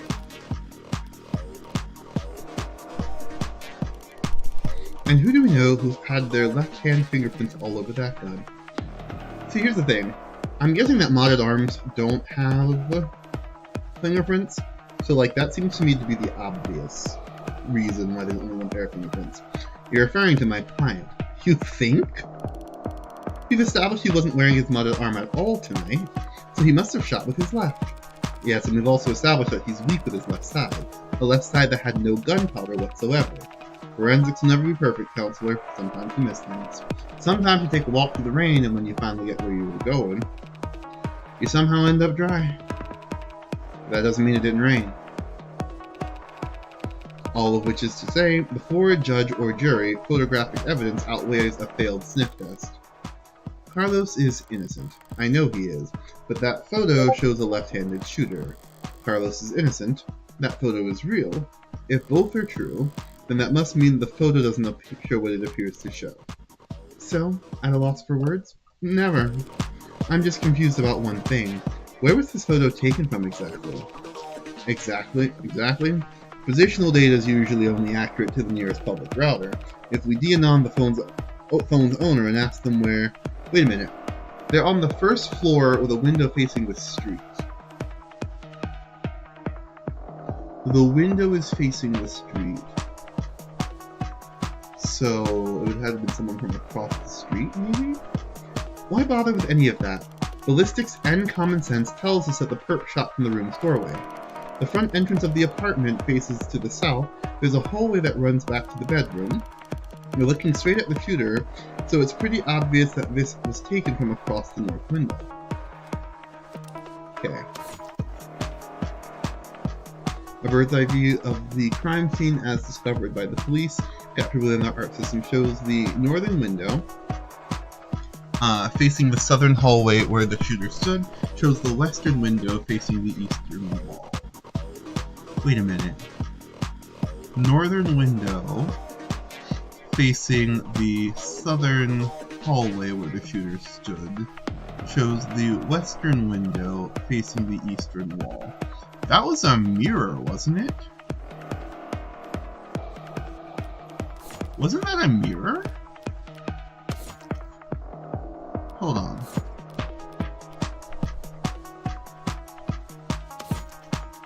Okay, yeah, we've got the photograph. I feel like somewhere... Yeah. Mirror with a low-tech furnishing.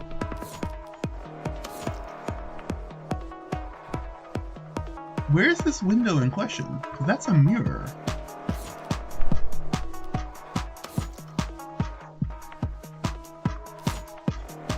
Hold on. Now I'm very confused. Okay.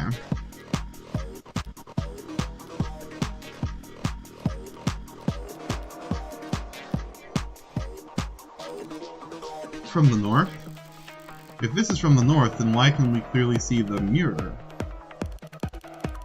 It's not that complicated. The neighbor who got the shot must live on the other side of the street, so we're looking into the bedroom from the north window. If she's wrong, I should seize on the opportunity to start turning the tide. Yeah, no. No. I'm afraid that's simply not possible, Detective. This photo has to have been taken from the west. What kind of bluff is that supposed to be? The good detectives are misinformed here, and I need to take advantage of it. Time to press the initiative. The hell do you mean this was taken from the west? The autopsy tells us the victim was shot from the doorway. Your officer's ARCS data tells us the precise location of everything in the room at the time they arrived, and now your photo has shown us the exact moment of the shooting. And you can now raise the ante up on a hand up to the current max. Answer wrong and you'll lose more credit, but answer correctly and you can bank more credit for trickier hands down the line. Interesting. And altogether that tells us that the photo must have been taken through the west window. As long as you consider...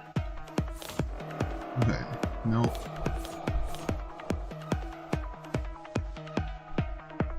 It's a mirror, yeah. Nope. Hold on. Yeah, it's the mirror, right? Listen.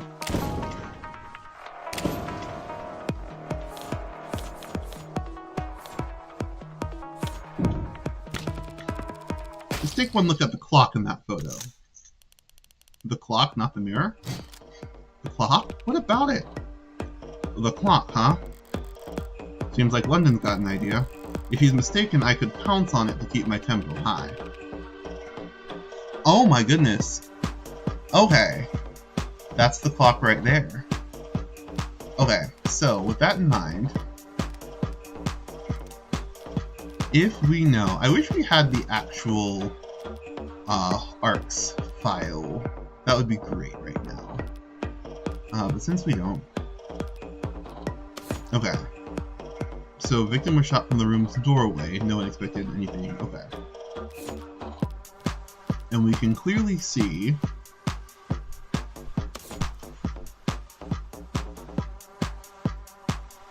Okay. Bird's eye view. Capture within the ARC system shows the northern window facing the southern wall all the way where the shooter stood. Shows the western window facing the eastern wall. But where was the clock? Clock was right there. I'm so confused. Okay. The mirror was upright. The clock was on the wall. Oh, this wall.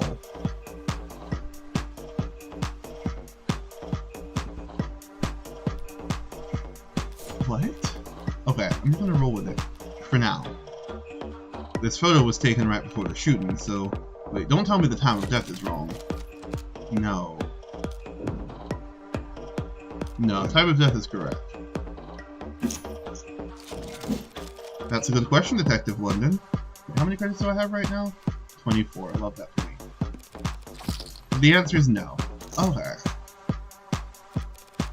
The autopsy, the clock, and the neighbors all agree the time of death was 9 p.m. Right, no mistake in that. So then what the hell were you on about? There's a clock on the wall in this photo, analog style, and it reads 9 o'clock. 9 o'clock p.m., time of the shooting. The hell's so special about that?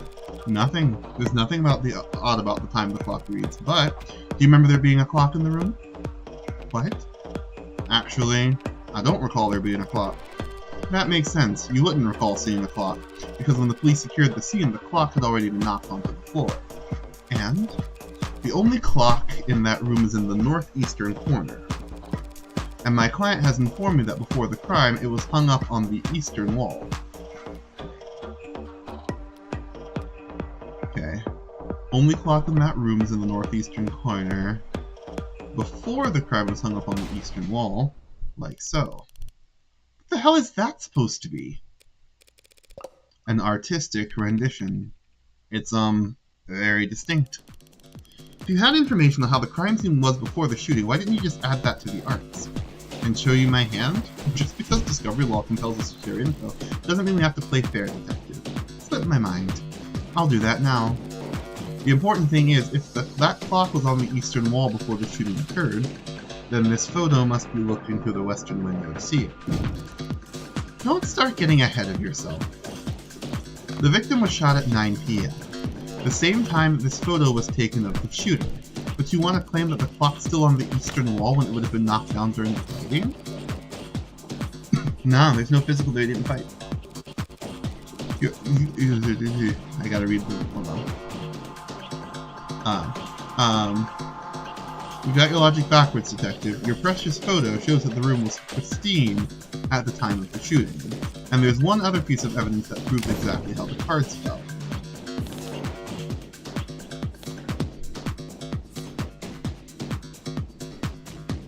Oh yeah, the shards fell onto the victim, meaning that there's absolutely no way. Ooh, I don't know what my max is. How many do I have? 26. We're going all in.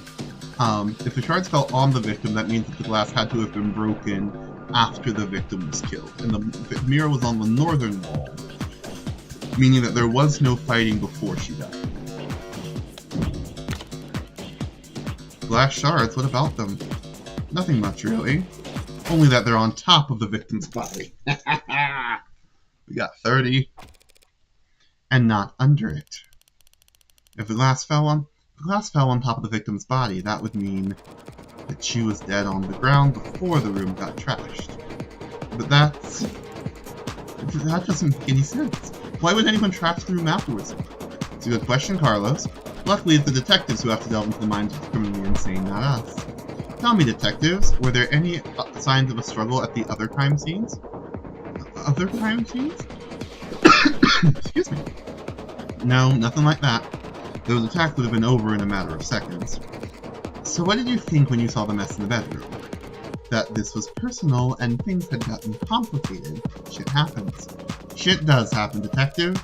But in this case, it seems there's been a general misconception about the order in which shit happened.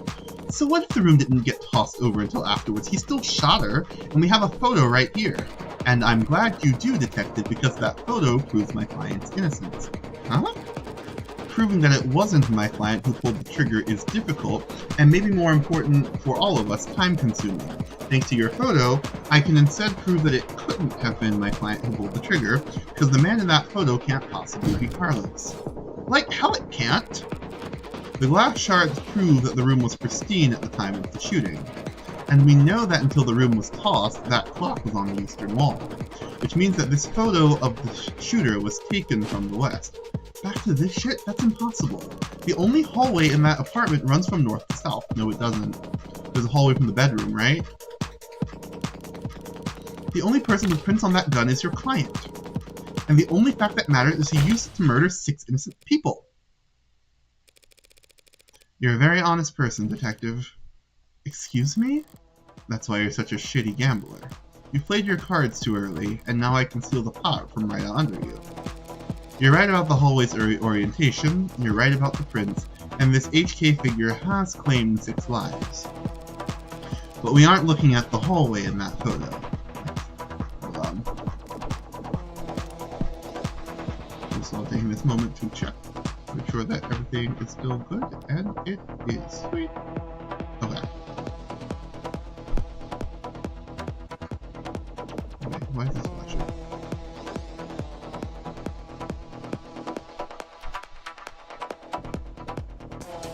Okay, we go.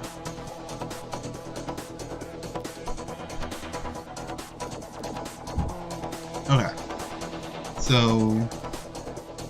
here's my point of confusion. How is... Yeah. Okay, so we've got a bird's eye view. Western window facing the eastern wall. If this was here, there's no way we could have gotten from that angle. What doorway are we looking at? I feel like there was a hallway that ran from the bedroom, if I'm not mistaken, but I'm not sure where that information is. So it's not going to be the vase. That wasn't knocked over, that was placed. Glass shards, no. Nothing here. Sorry, I'm trying to figure out where... Wait. By the western window.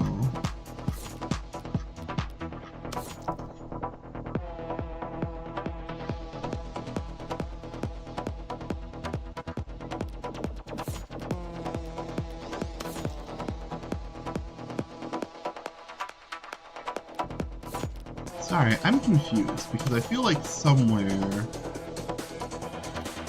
we read that there was another hallway. And now that's not showing up.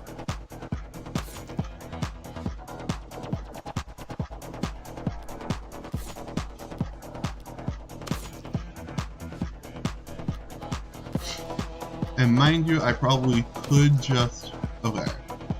Maybe here the mirror was upright, the clock was on the wall, the chair got knocked over, the bed's tossed, the cushion's stolen. They must have come from the bedroom? But I can't figure out where the bedroom was. Because they don't quite give me that information. If this was on the wall, it would have been the eastern is this a door? I'm confused. Okay, what? What we're seeing is... Okay, definitely not the prosthetic. A mirror? Is it a mirror? Yeah, no.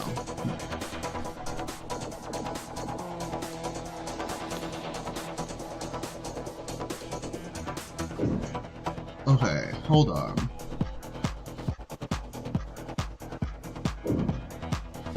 Is it a photo of the shooter?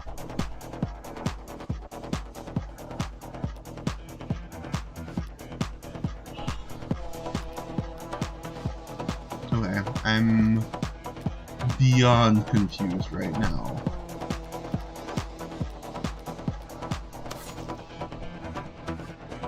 Yeah, no, the mirror is going to be on this northern wall.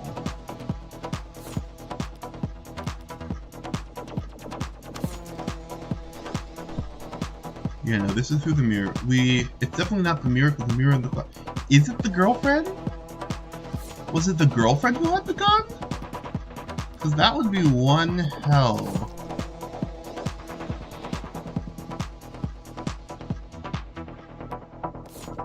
Listen, I'm not gonna... Okay.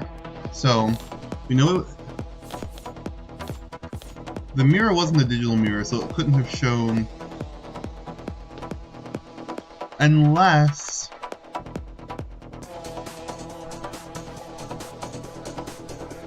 No, because the mirror was on the northern wall. There's no way... Was it her? Nope, not trying to music live that. Hold on. Was it?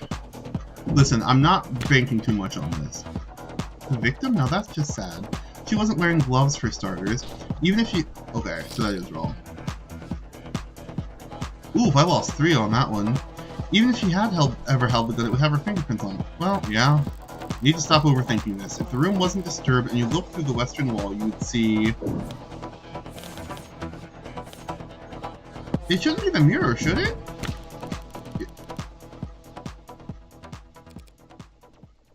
What is that? You're trying to get... Sorta.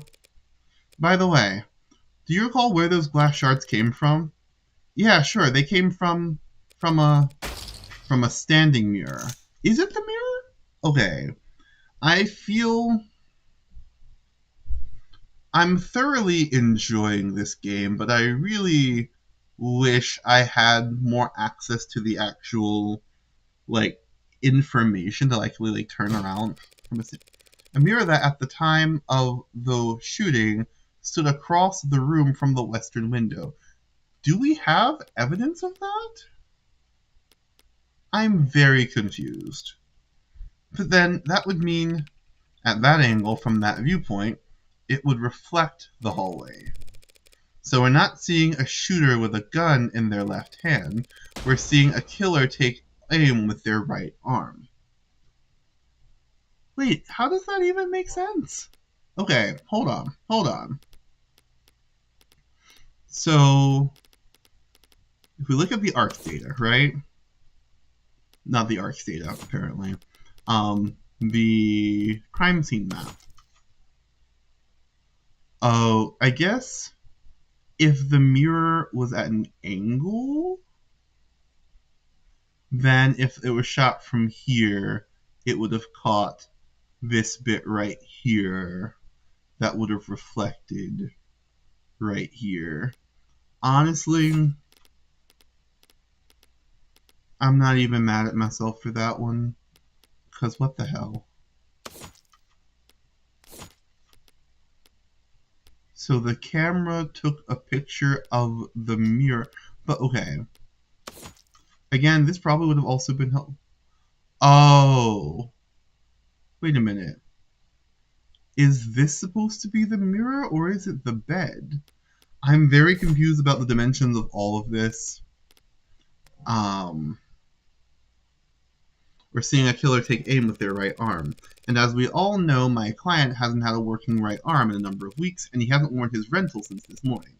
So I meant what I said about that photo. I'm glad that it was recovered, because it just proved that my client couldn't have possibly committed this crime.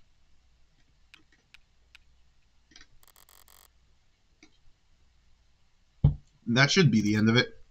Except it looks like Detective Reyes really is a novice gambler. Sunk cost has got its teeth in her now, clawing up her spine, whispering wounded pride in her ear. It's a cold sweat, hot palms kind of fever, the impotent, irrational fury of losing something that you thought was guaranteed yours. But lucky for you, Detective, I'm well versed in shock therapy. You look dissatisfied, Detective Reyes. That's one word for it. And allow me to put a nice bow on everything for you. In summary, summation. My client's so-called confession was just a note to self. The police found him in shock, reeling at the death of his girlfriend, and arrested him for being next to a gun he forensically couldn't have fired. After being confronted with these facts, he received photographic evidence of the exact moment of the shooting, and instead of utilizing said photos to track down the serial killer, he tried to claim it depicted my client, a man without the requisite limb, standing in an architecturally impossible hallway.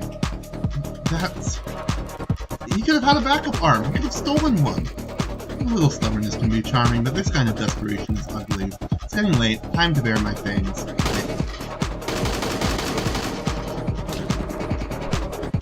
That's the best you've got? Even a bare-bones prosthetic off the black market needs to be attuned to an individual's nervous system. He'd have to bring it into a clinic which would have left a record on his shoulder OS, a record you won't find.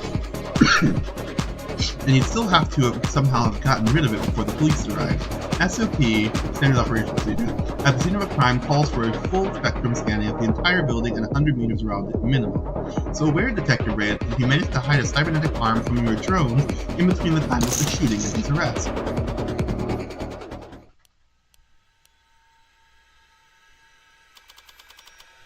Well, any objections? Detective. God. Damn it! Cold. Oh. Okay, this is such a cool concept. I'm not even gonna lie. Like, I'm still a little bit bitter about the whole knowing that it was a mirror reflecting the... But I wish I could have, like, you know when you were in that room and you got to actually look around, I wish you could pull that up so you could actually get a feel for how everything's laid out, because my memory's not that good. That scene was like over a week ago. Show me your hand, Flat. You're uncuffing me? In light of the evidence, we have no reason to hold you. Woohoo. Now I gotta go call the DA, and then tell her I made a mistake. Not we made a mistake, huh? Listen, kid, you should know. Detective? Lost my train of thought. But hey, your attorney's a real tiger, and she just fought like hell for you. Make sure you thank her properly. Public defense doesn't pay that well. Yeah. That's kind of you to say, Detective. But my work is its own reward. Sure. Feel exactly the same way, Counselor. What happens now? I'll have to speak with the DA about the dismissal, and there's still some paperwork we'll need to go through. But basically, you're free to go. Congrats! You get to leave the casinos with your kneecap intact. Yay? But what am I supposed to do? The detectives will continue their investigation. Their investigation into heartbreak, huh? Yes. When the authorities are satisfied with their examination of the body, she'll be handed over to next of kin. And then you can make funeral arrangements. No, that's not what Diane being gone is bad enough. But a serial killer? It's like she died of the flu. It doesn't happen anymore. Listen, a world where we have eradicated the flu is a world that I am looking forward to living in. People die of the flu all the time, but... Oh. I know what you mean. I can't make sense of it. So what am I supposed to do? Hell if I know. There are some contacts I could give you. Services, professionals, doctors. No, you've done more than enough for me. When you got here, I was too tired to even defend myself. To try and convince them that I didn't... You saved me. Thank you. You're welcome, Carlos, but it's my job to... No. I mean, thank you for not asking. For not asking if I killed her. Oh, Carlos. I didn't need to ask. I knew you were innocent from the start. Of course he was. After all... Uh-huh. Uh-huh.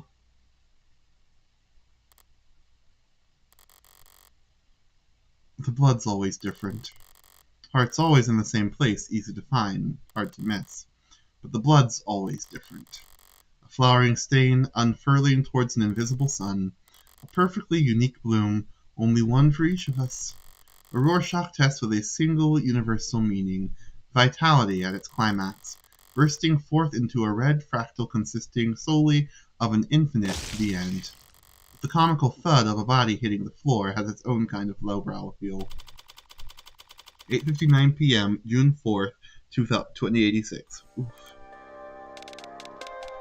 Okay, yeah, the mirror was at a diagonal. I think I was thinking that the window was the mirror, but it was here, which makes more sense. Bullet number 6 of 6. The gun's empty. It's useless to me now. May as well leave it. Feels like a waste, but whatever. Finding the ammo was almost enough of a hassle to outweigh the advantages. Yep. Heartbreak, December 26th, 175. Yep. Occupation, criminal and defense attorney.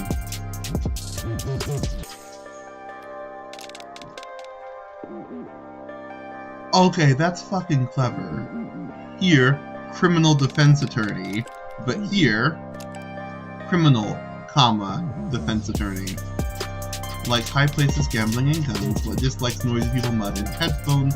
Hobby, batting cages. Favorite dish, mapo tofu. Cannot carry a tune. Very different than... I'm sorry. The criminal defense attorney, followed by the criminal defense attorney. That's iconic. I love that.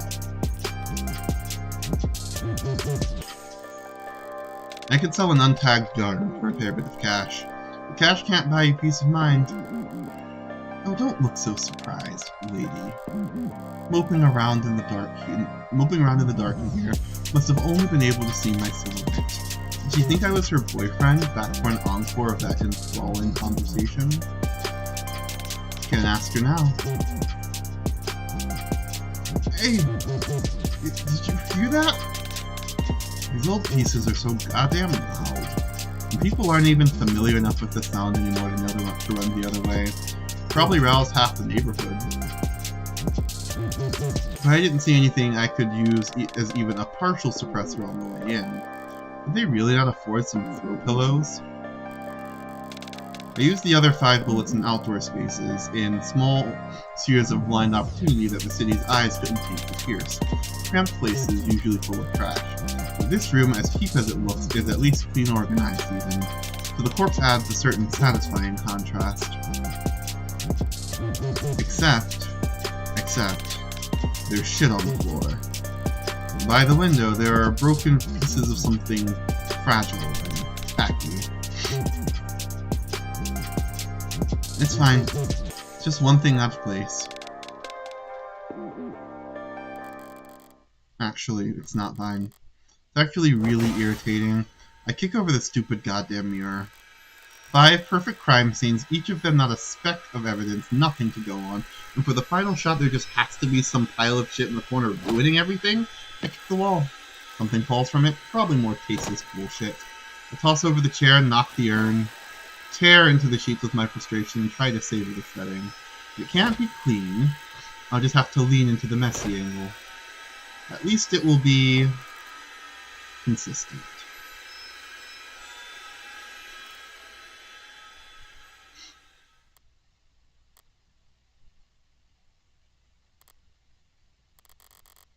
This is all so stupid. Honestly, I'm not the ego-driven type. In fact, I pride myself on my humility. Now, was it satisfying when the first 3 went down with single shots? Yes. So what? I'm not made of stone. After that, I did start to actively aim for the heart, but ugh. Heartbreak killer? Really? Don't people have anything better to do with their time? What kind of miserable, lifeless glorious would obsess over something that's none of their business? Still good? Okay.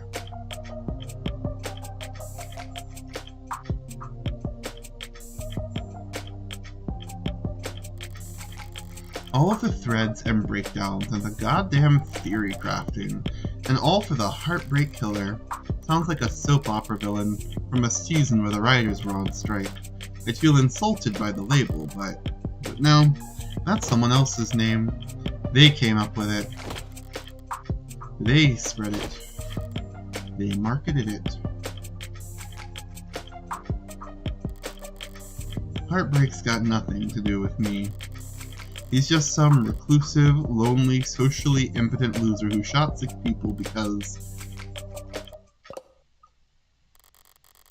Well, I'm sure people will come up with something. That he got rejected one too many times or whatever. Me, I killed those people because I saw them and I wanted to. But they all have brown hair and brown eyes? Like you clearly have. Interesting. And I've killed a lot more than just 6. Oh. At least the room is thoroughly trashed now.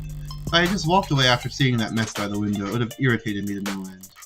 And now that it doesn't match the MO of the last 5 perfectly, it will irritate the cops to no end instead. Good riddance, Heartbreak. You enjoy your 15 minutes in the spotlight. Really savor it. I'm going home. The air is weighty tonight. Thick. Energized. A heavily foreshadowed summer rain I can feel on every hair. They call this kind of humidity oppressive, but I disagree. The warm tension on your skin, like in those short moments just after the shower turns off and the steam lingers. Yeah, it's always most comfortable right afterwards.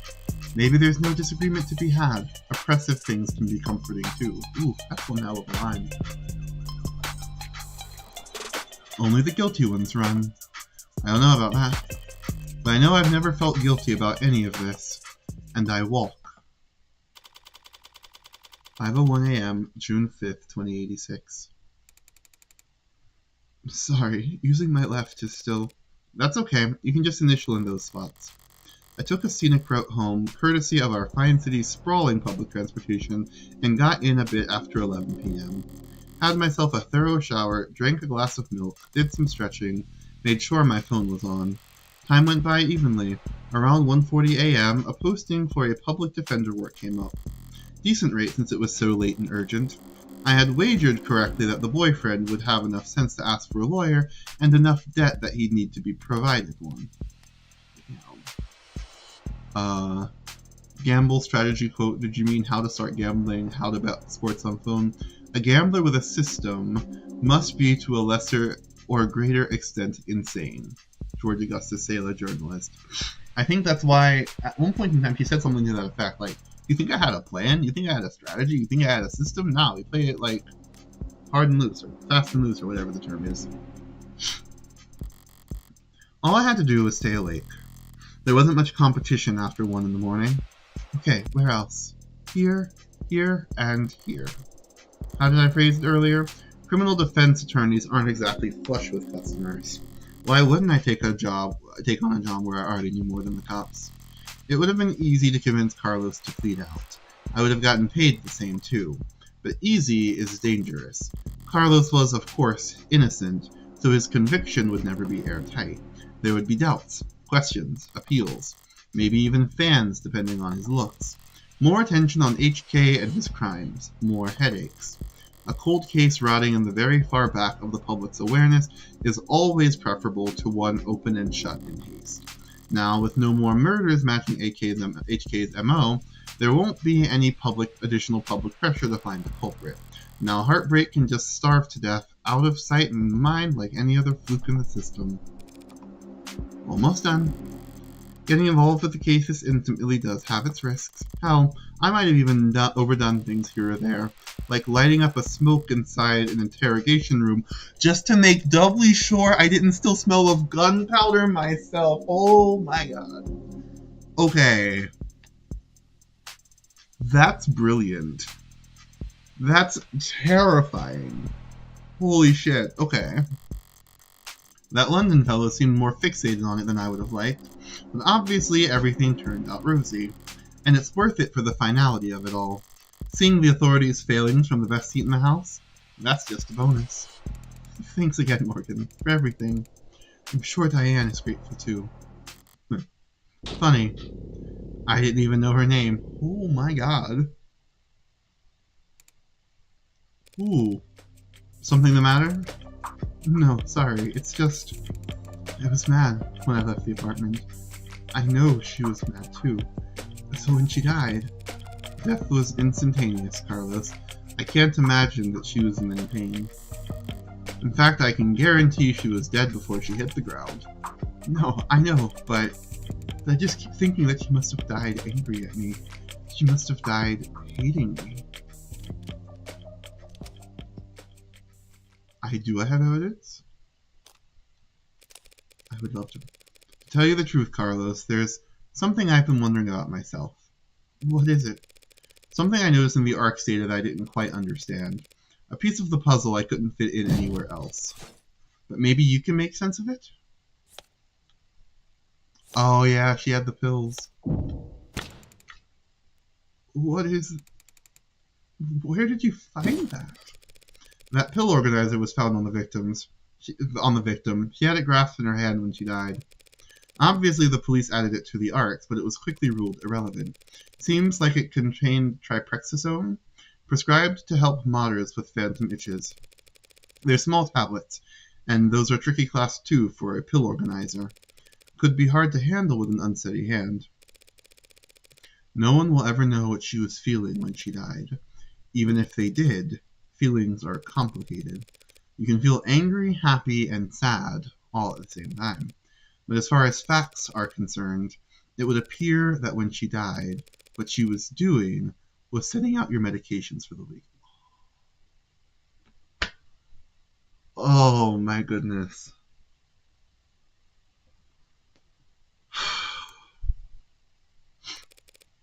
To my eyes, anyway.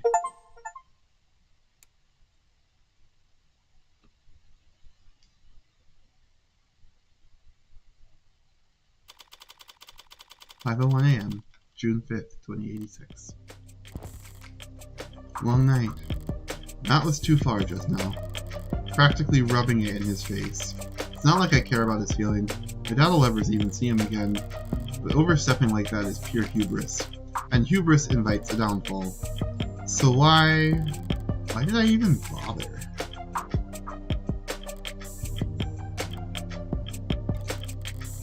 It was the last piece of the puzzle, I suppose. I'll just need to show more restraint next time. Though there won't be a next time for heartbreak. The gun's in custody, there's no more bullets left. There won't be a 7th victim, there won't be any more leads to pursue. The media will move on to their next obsession, I'll move on to my next MO. And no one will ever found you. District Attorney Rockford. Oh, that's a little scary. Sorry, can I try that again? I'm so fried. By all means. Ugh. Counselor Morgan, morning, noon, or night, you're always so put together. Thank you. I don't get it. How do you sleep at night? Pardon? You do white noise? Aromatherapy? Whatever you're doing, I need to steal it. God, I must have bags under my eyes dark enough for the dumpsters. Assistant District Attorney Emma Rockford. She's a prosecutor, the lawyer who argues for the state in court trying to prove a defendant's guilt. And despite her sometimes unkempt appearance, she's probably the sharpest person to fill the position in decades. I should know, since I haven't beaten her once. Worse yet, she has the remarkable ability to compartmentalize all that adversarial energy and only bring it out in the courtroom. Oh, I am looking forward to seeing this. part of what makes her good at her job. And hard for me to read. Should I buy a new mattress? What have they got you doing at this ungodly hour, Emma? Okay. February 13th, 165 centimeters. O plus. Assistant district attorney. I now wonder if they're going to do assistant, comma, district attorney, like she's helping someone else, because that would be interesting. Likes coffee, toffee, and haute couture. Dislikes sunburned mood. Dead pixels, I don't know what that means. And eye strain. Hold on. Eggs, Benedict plays chess, shogi, and idle savant stars cat person, yeah. Alright, I'm going to take this opportunity.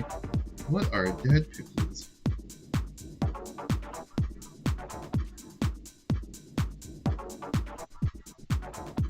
Interesting. Apparently it's a defect in a digital display where a pixel is permanently unlit and does not display any color or light.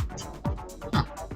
Also, apparently there's a 2019 sitcom, and I'm pretty sure that's not what they're talking about. And also, I know I've heard of shogi. I'm assuming that Idle Savant Stars is going to be a modern, probably gacha game. I'm not gonna lie. As a gacha gamer, she feels like a gacha gamer. Okay, shogi is similar to chess. Cool. Makes sense, because she's also a fan of chess. Okay. Oh, well... Actually, I'm here for you. Me? Your client was a suspect in the Hartnett killings. That's my case. Well then, you must have been relieved finding out that you won't have to go to trial against me. No?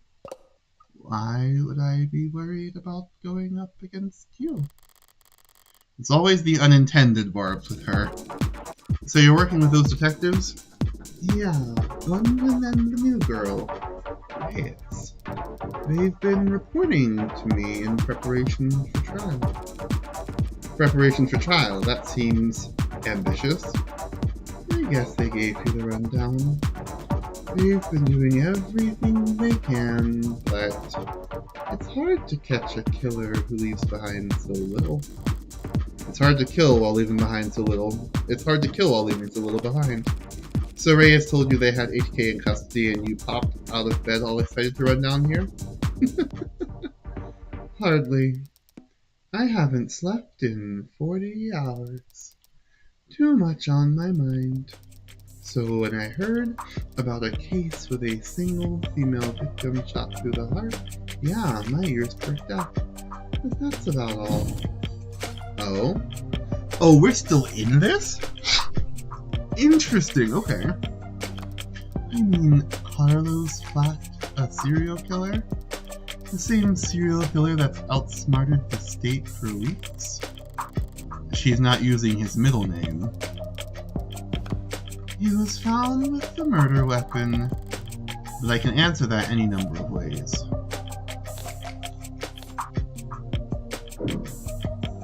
Yo, it could've...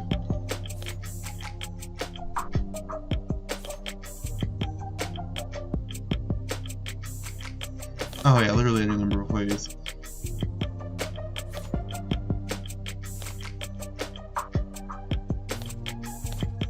Sure, I'm gonna go with the no gunpowder found, because that may be true, but then I glanced at the report. You glanced at it? No gunpowder residue on him or his clothes. Right. Too remorseful, too apologetic in that note. Whatever it was about. His dominant arm modded, with documented sensitivity issues. Never could have made shots that clean.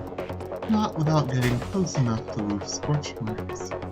Not to mention, he's too tall for the ballistics entry angle. Oh my god.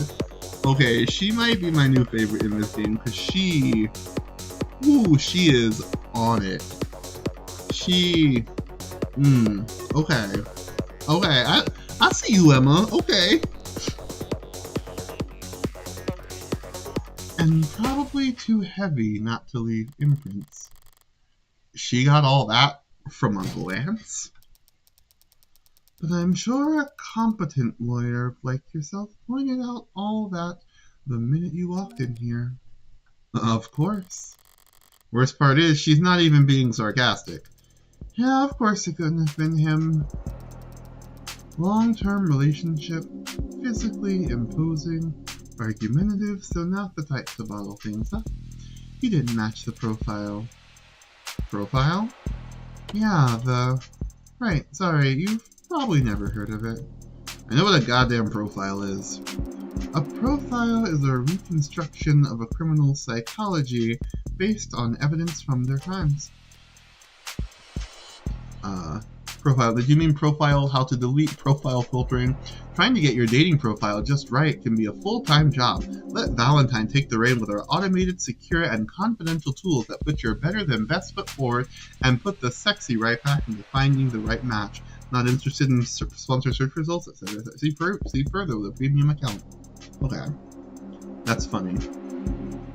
You can't even look up this stuff on the internet because crime doesn't really happen all that often, or at least not that can't be like almost immediately solved.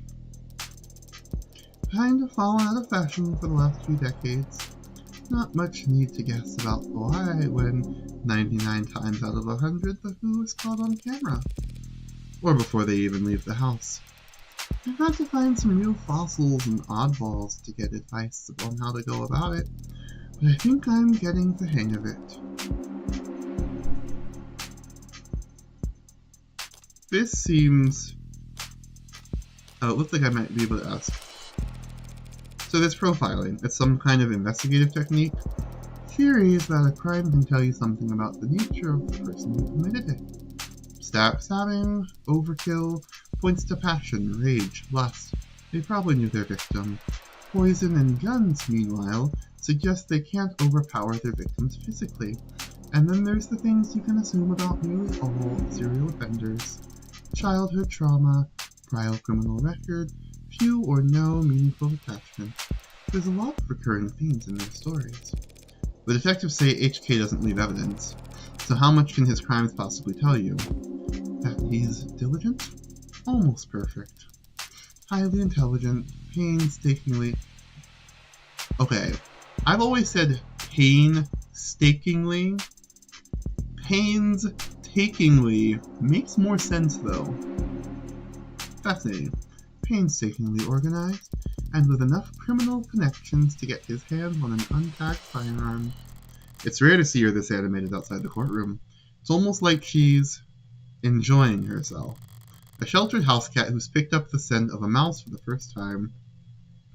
A lone wolf, educated, but all her playfully lethal instincts coming to life. Probably overqualified or undervalued. Though I'm not thrilled about the fact that in that metaphor I would be the... You know what I mean? Definitely. And considering the marksmanship, the detective said that HK would have needed insider information on optics. So does that mean heartbreaks in law enforcement? Never in 10 billion years. Oh? Antisocial, independent, despises authority.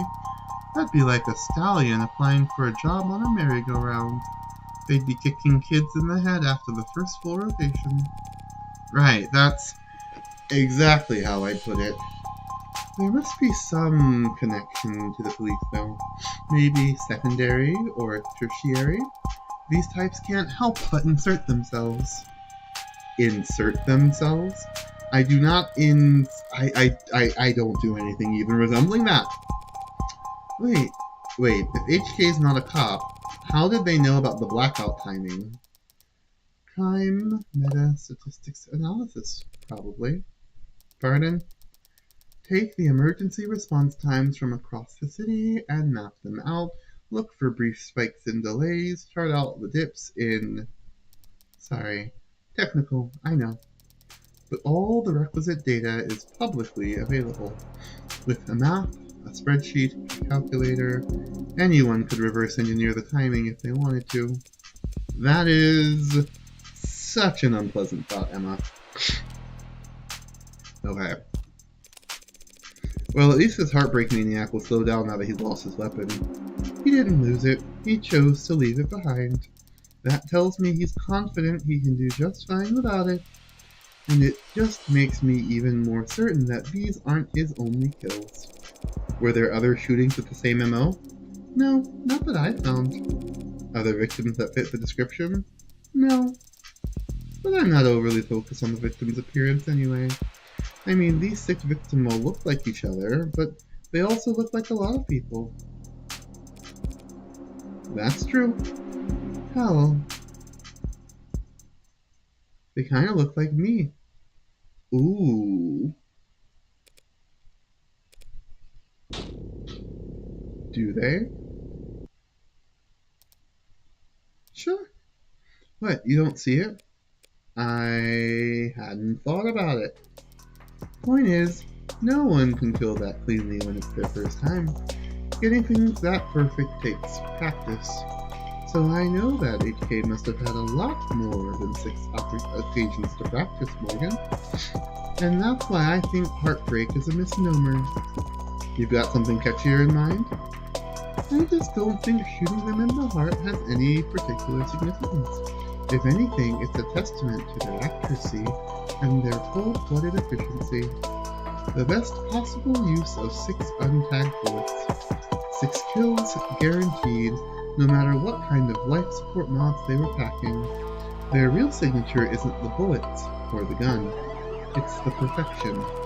That's hard to wrap your head around.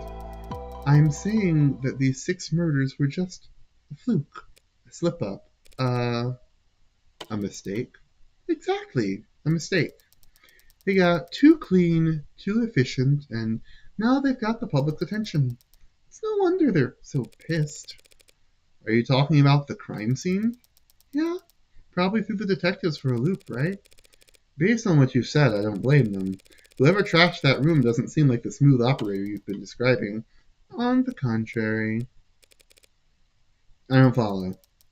This was the last bullet, their last shot. The other 5 were perfect. So if anything was out of place this time around, they must have thrown one hell of a temper tantrum. What did I just say? So if anything was out of place this time around, they must have thrown one hell of a temper. Okay. You make them sound like a child. Childish. And cowardly. And two-faced. Someone who hates to lose almost as much as they love to win. Your profile tell you all that? That? No. That part's just takes one to know one. Ooh. So to summarize, you're looking for a cold-blooded, faceless perfectionist killer who you think has no persistent MO or victim type. In a city with an 8-digit population. Wow. Good luck. I don't need luck. I only need more information. Well, I'm sure the city would be happy to provide you with more resources. No, Morgan. I mean, I need more crime scenes. Oh, shit. Oh, shit. Okay. Oh. Sad truth is, if Heartbreak walked away today, I'd never catch them. Only way my net narrows is if they keep piling up bodies. Not a very fair trade, is it? No, it isn't. But getting screwed over is a given. It's a deal with the devil. Speak of the devil. Okay. It's coming together. I like this a lot. Fair enough. Woof. Okay, that rant was pretty morbid and detailed. I need to get out more. Or sleep more. Or sleep less, but harder. You think a higher thread count would help? Don't worry about it. I'm always happy to listen to you ramble.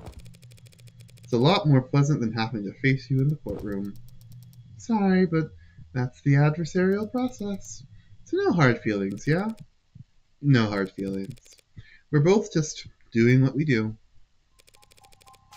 I could use a cup of coffee. How about you? Don't tempt me. If you fall asleep face first onto the table, I won't even take a picture. Psst, okay. Just don't expect this to make a difference next time we're at each other's throats. Heartbreak won't claim any more victims. In 2 weeks, the media will have moved on to the next sensation, and the police will have moved on to cases they actually stand a chance of closing. It's what people do. But Emma is different. I'm not gonna lie.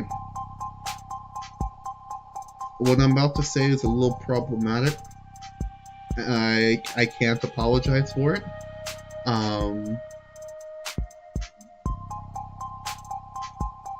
Hey, Wild-Eyed Sacrament Sufi on Twitch. Nice to meet you. Hi. And you, what I was gonna say, straight up,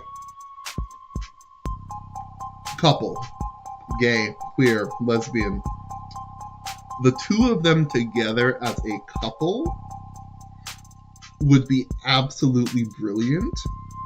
You've got the serial killer and the detective trying to find them. I can also even see it being like, okay, hear me out, Death Note, but gayer. Like, okay, like if they're actually in a relationship and they're both, Morgan is trying to get more information than Emma. Emma's trying to get more information on Morgan. I don't know. I like the idea. She'll set it aside and work a dozen other cases, never bringing it up. But a private corner of that frustratingly sharp mind of hers will continue to whittle away. Wait, I feel like I missed some words. I was too busy shipping them together. Oh yeah, like she won't move on. I got you. Excuse me. Never finishing, but never quitting either. So I can't afford to take my eyes off her. Uh-huh. I hope I see where this is going. As long as that's the case, I may as well try to enjoy the view. Episode 0, and okay. Okay. Oh, there's a little bit more.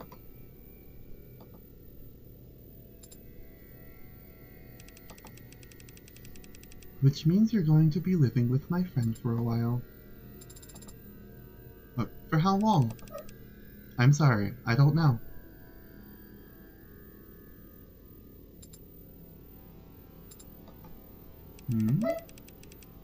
There's no need to look that upset over it.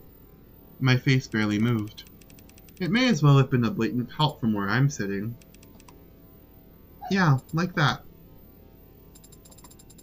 This friend of yours, they're trustworthy?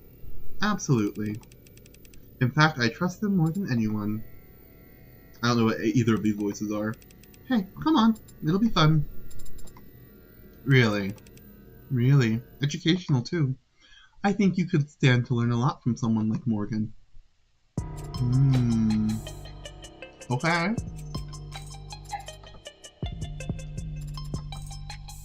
Oh. Nice. I do really like the art style.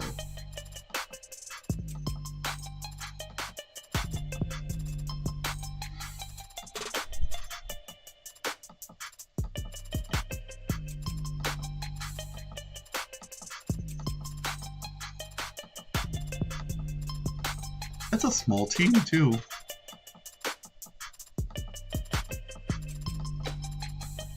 Aww. Full attribution available at alpha.devil.art.co. Okay, I'm not gonna lie. I was straight up wondering if it was made with Unity. A lot of the vibes felt a lot like Ren'Py. I'm gonna have to eventually learn Unity. I say that not derogatorily. Like, Unity's cool. The game that I'm working on is currently, it's on itch.io, and I used Twine for it, which I enjoy Twine because it's just text-based, and so having to actually learn about, like, animation and motion and stuff, like, it's not that I'm not looking forward to it, I'm just intimidated. Nanny Novel, Dotween, Pro Builder, Shapes. So using different software. Cool. Came by Nth Circle of the Devil Episode 0, and he shall appear. To be continued in... You're the smartest person I know, Morgan, when it comes to people. Personally, I think it's cool to bring something that flawed into the world. You're a criminal defense attorney and we're at a crime scene. I think I can guess what happens next. I've never stolen anything that wasn't already compromised. So that's the sister. We don't know who the android is or the other guy. Work hard and the company will have you set for life, and after too. I'm gonna tell you, I love their design. can't tell you how many musicians I've seen screwed over by a big smile and a fat signing bonus. So that's not just a lawyer job thing, you dress like a doorman on the weekends too? Compared to determining cause of death is like a breath of fresh air. The company wheels don't stop spinning for anything. We can't hope to keep this quiet for very long. But it's a million times more likely than the alternative. That heart rate could ever stop themselves from killing. Father said that you owed him. I don't do anything out of the goodness of my heart. When I take a job, I never half-ass it. Are all of these characters in episode 1? An idle mind.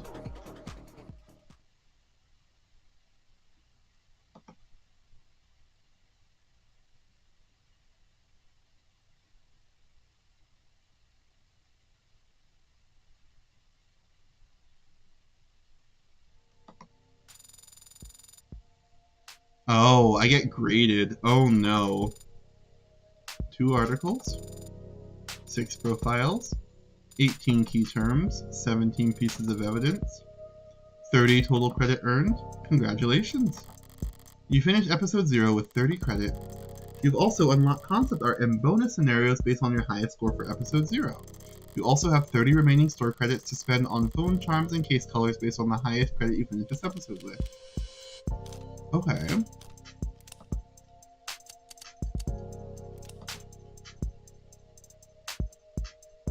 How does that hair work? Okay, now this is cool as hell.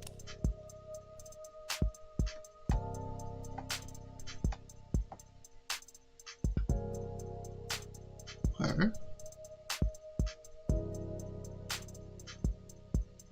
Alright.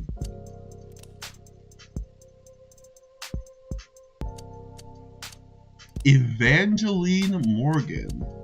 It never occurred to me that Morgan was her last name. Custom London.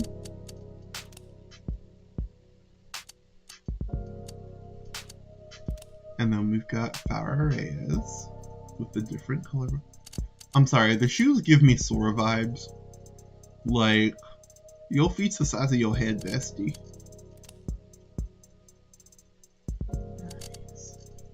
No, I'm a huge fan of the art style. If there's anything that I am inordinately intimidated by in my own game design process, it's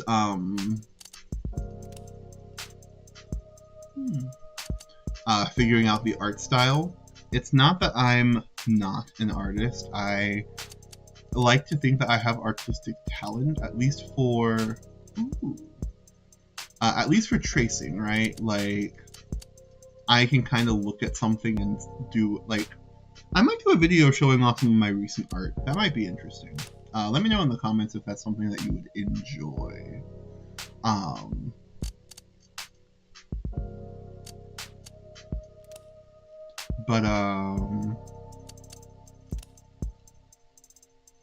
Heart fake killer. Okay.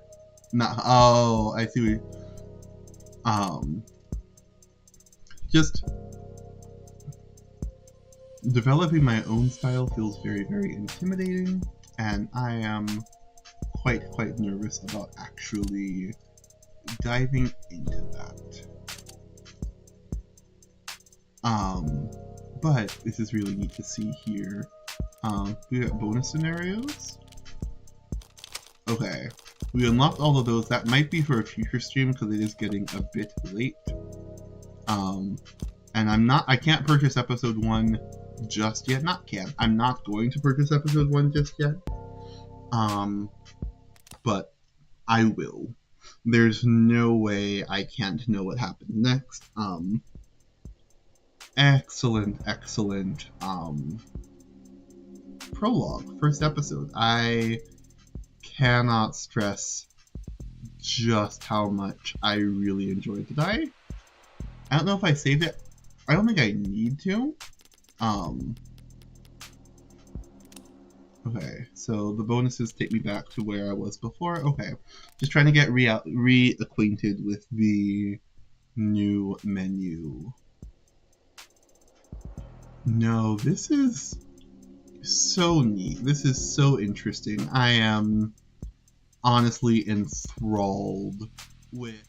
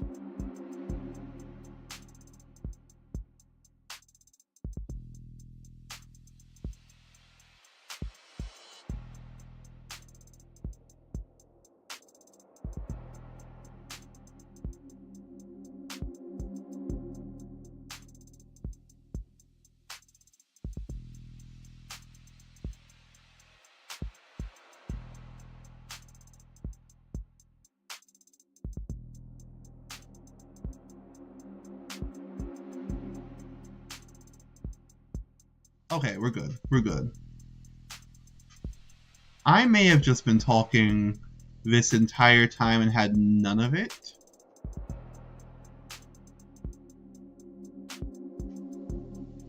Well, that's embarrassing. I'm gonna watch this back through to see if the sound is still coming through, because I only just now realized. Oh, sorry, that was too loud. That I don't have my microphone set up for the other scene that I shifted to, and so that's a little embarrassing. But you know what? Maybe this reflection was just for me. So, yeah, that's about all I have to say. And I hope you got to hear me say it, because I was in the flow, having a good moment. And then also, if you weren't there, so be it. Maybe that was just a moment I was meant to have for myself. And yeah, so, anywho, my time, it is currently 11:16 p.m. My neck hurts. My back hurts. I'm a little bit sleepy. It's probably time for me to go to bed.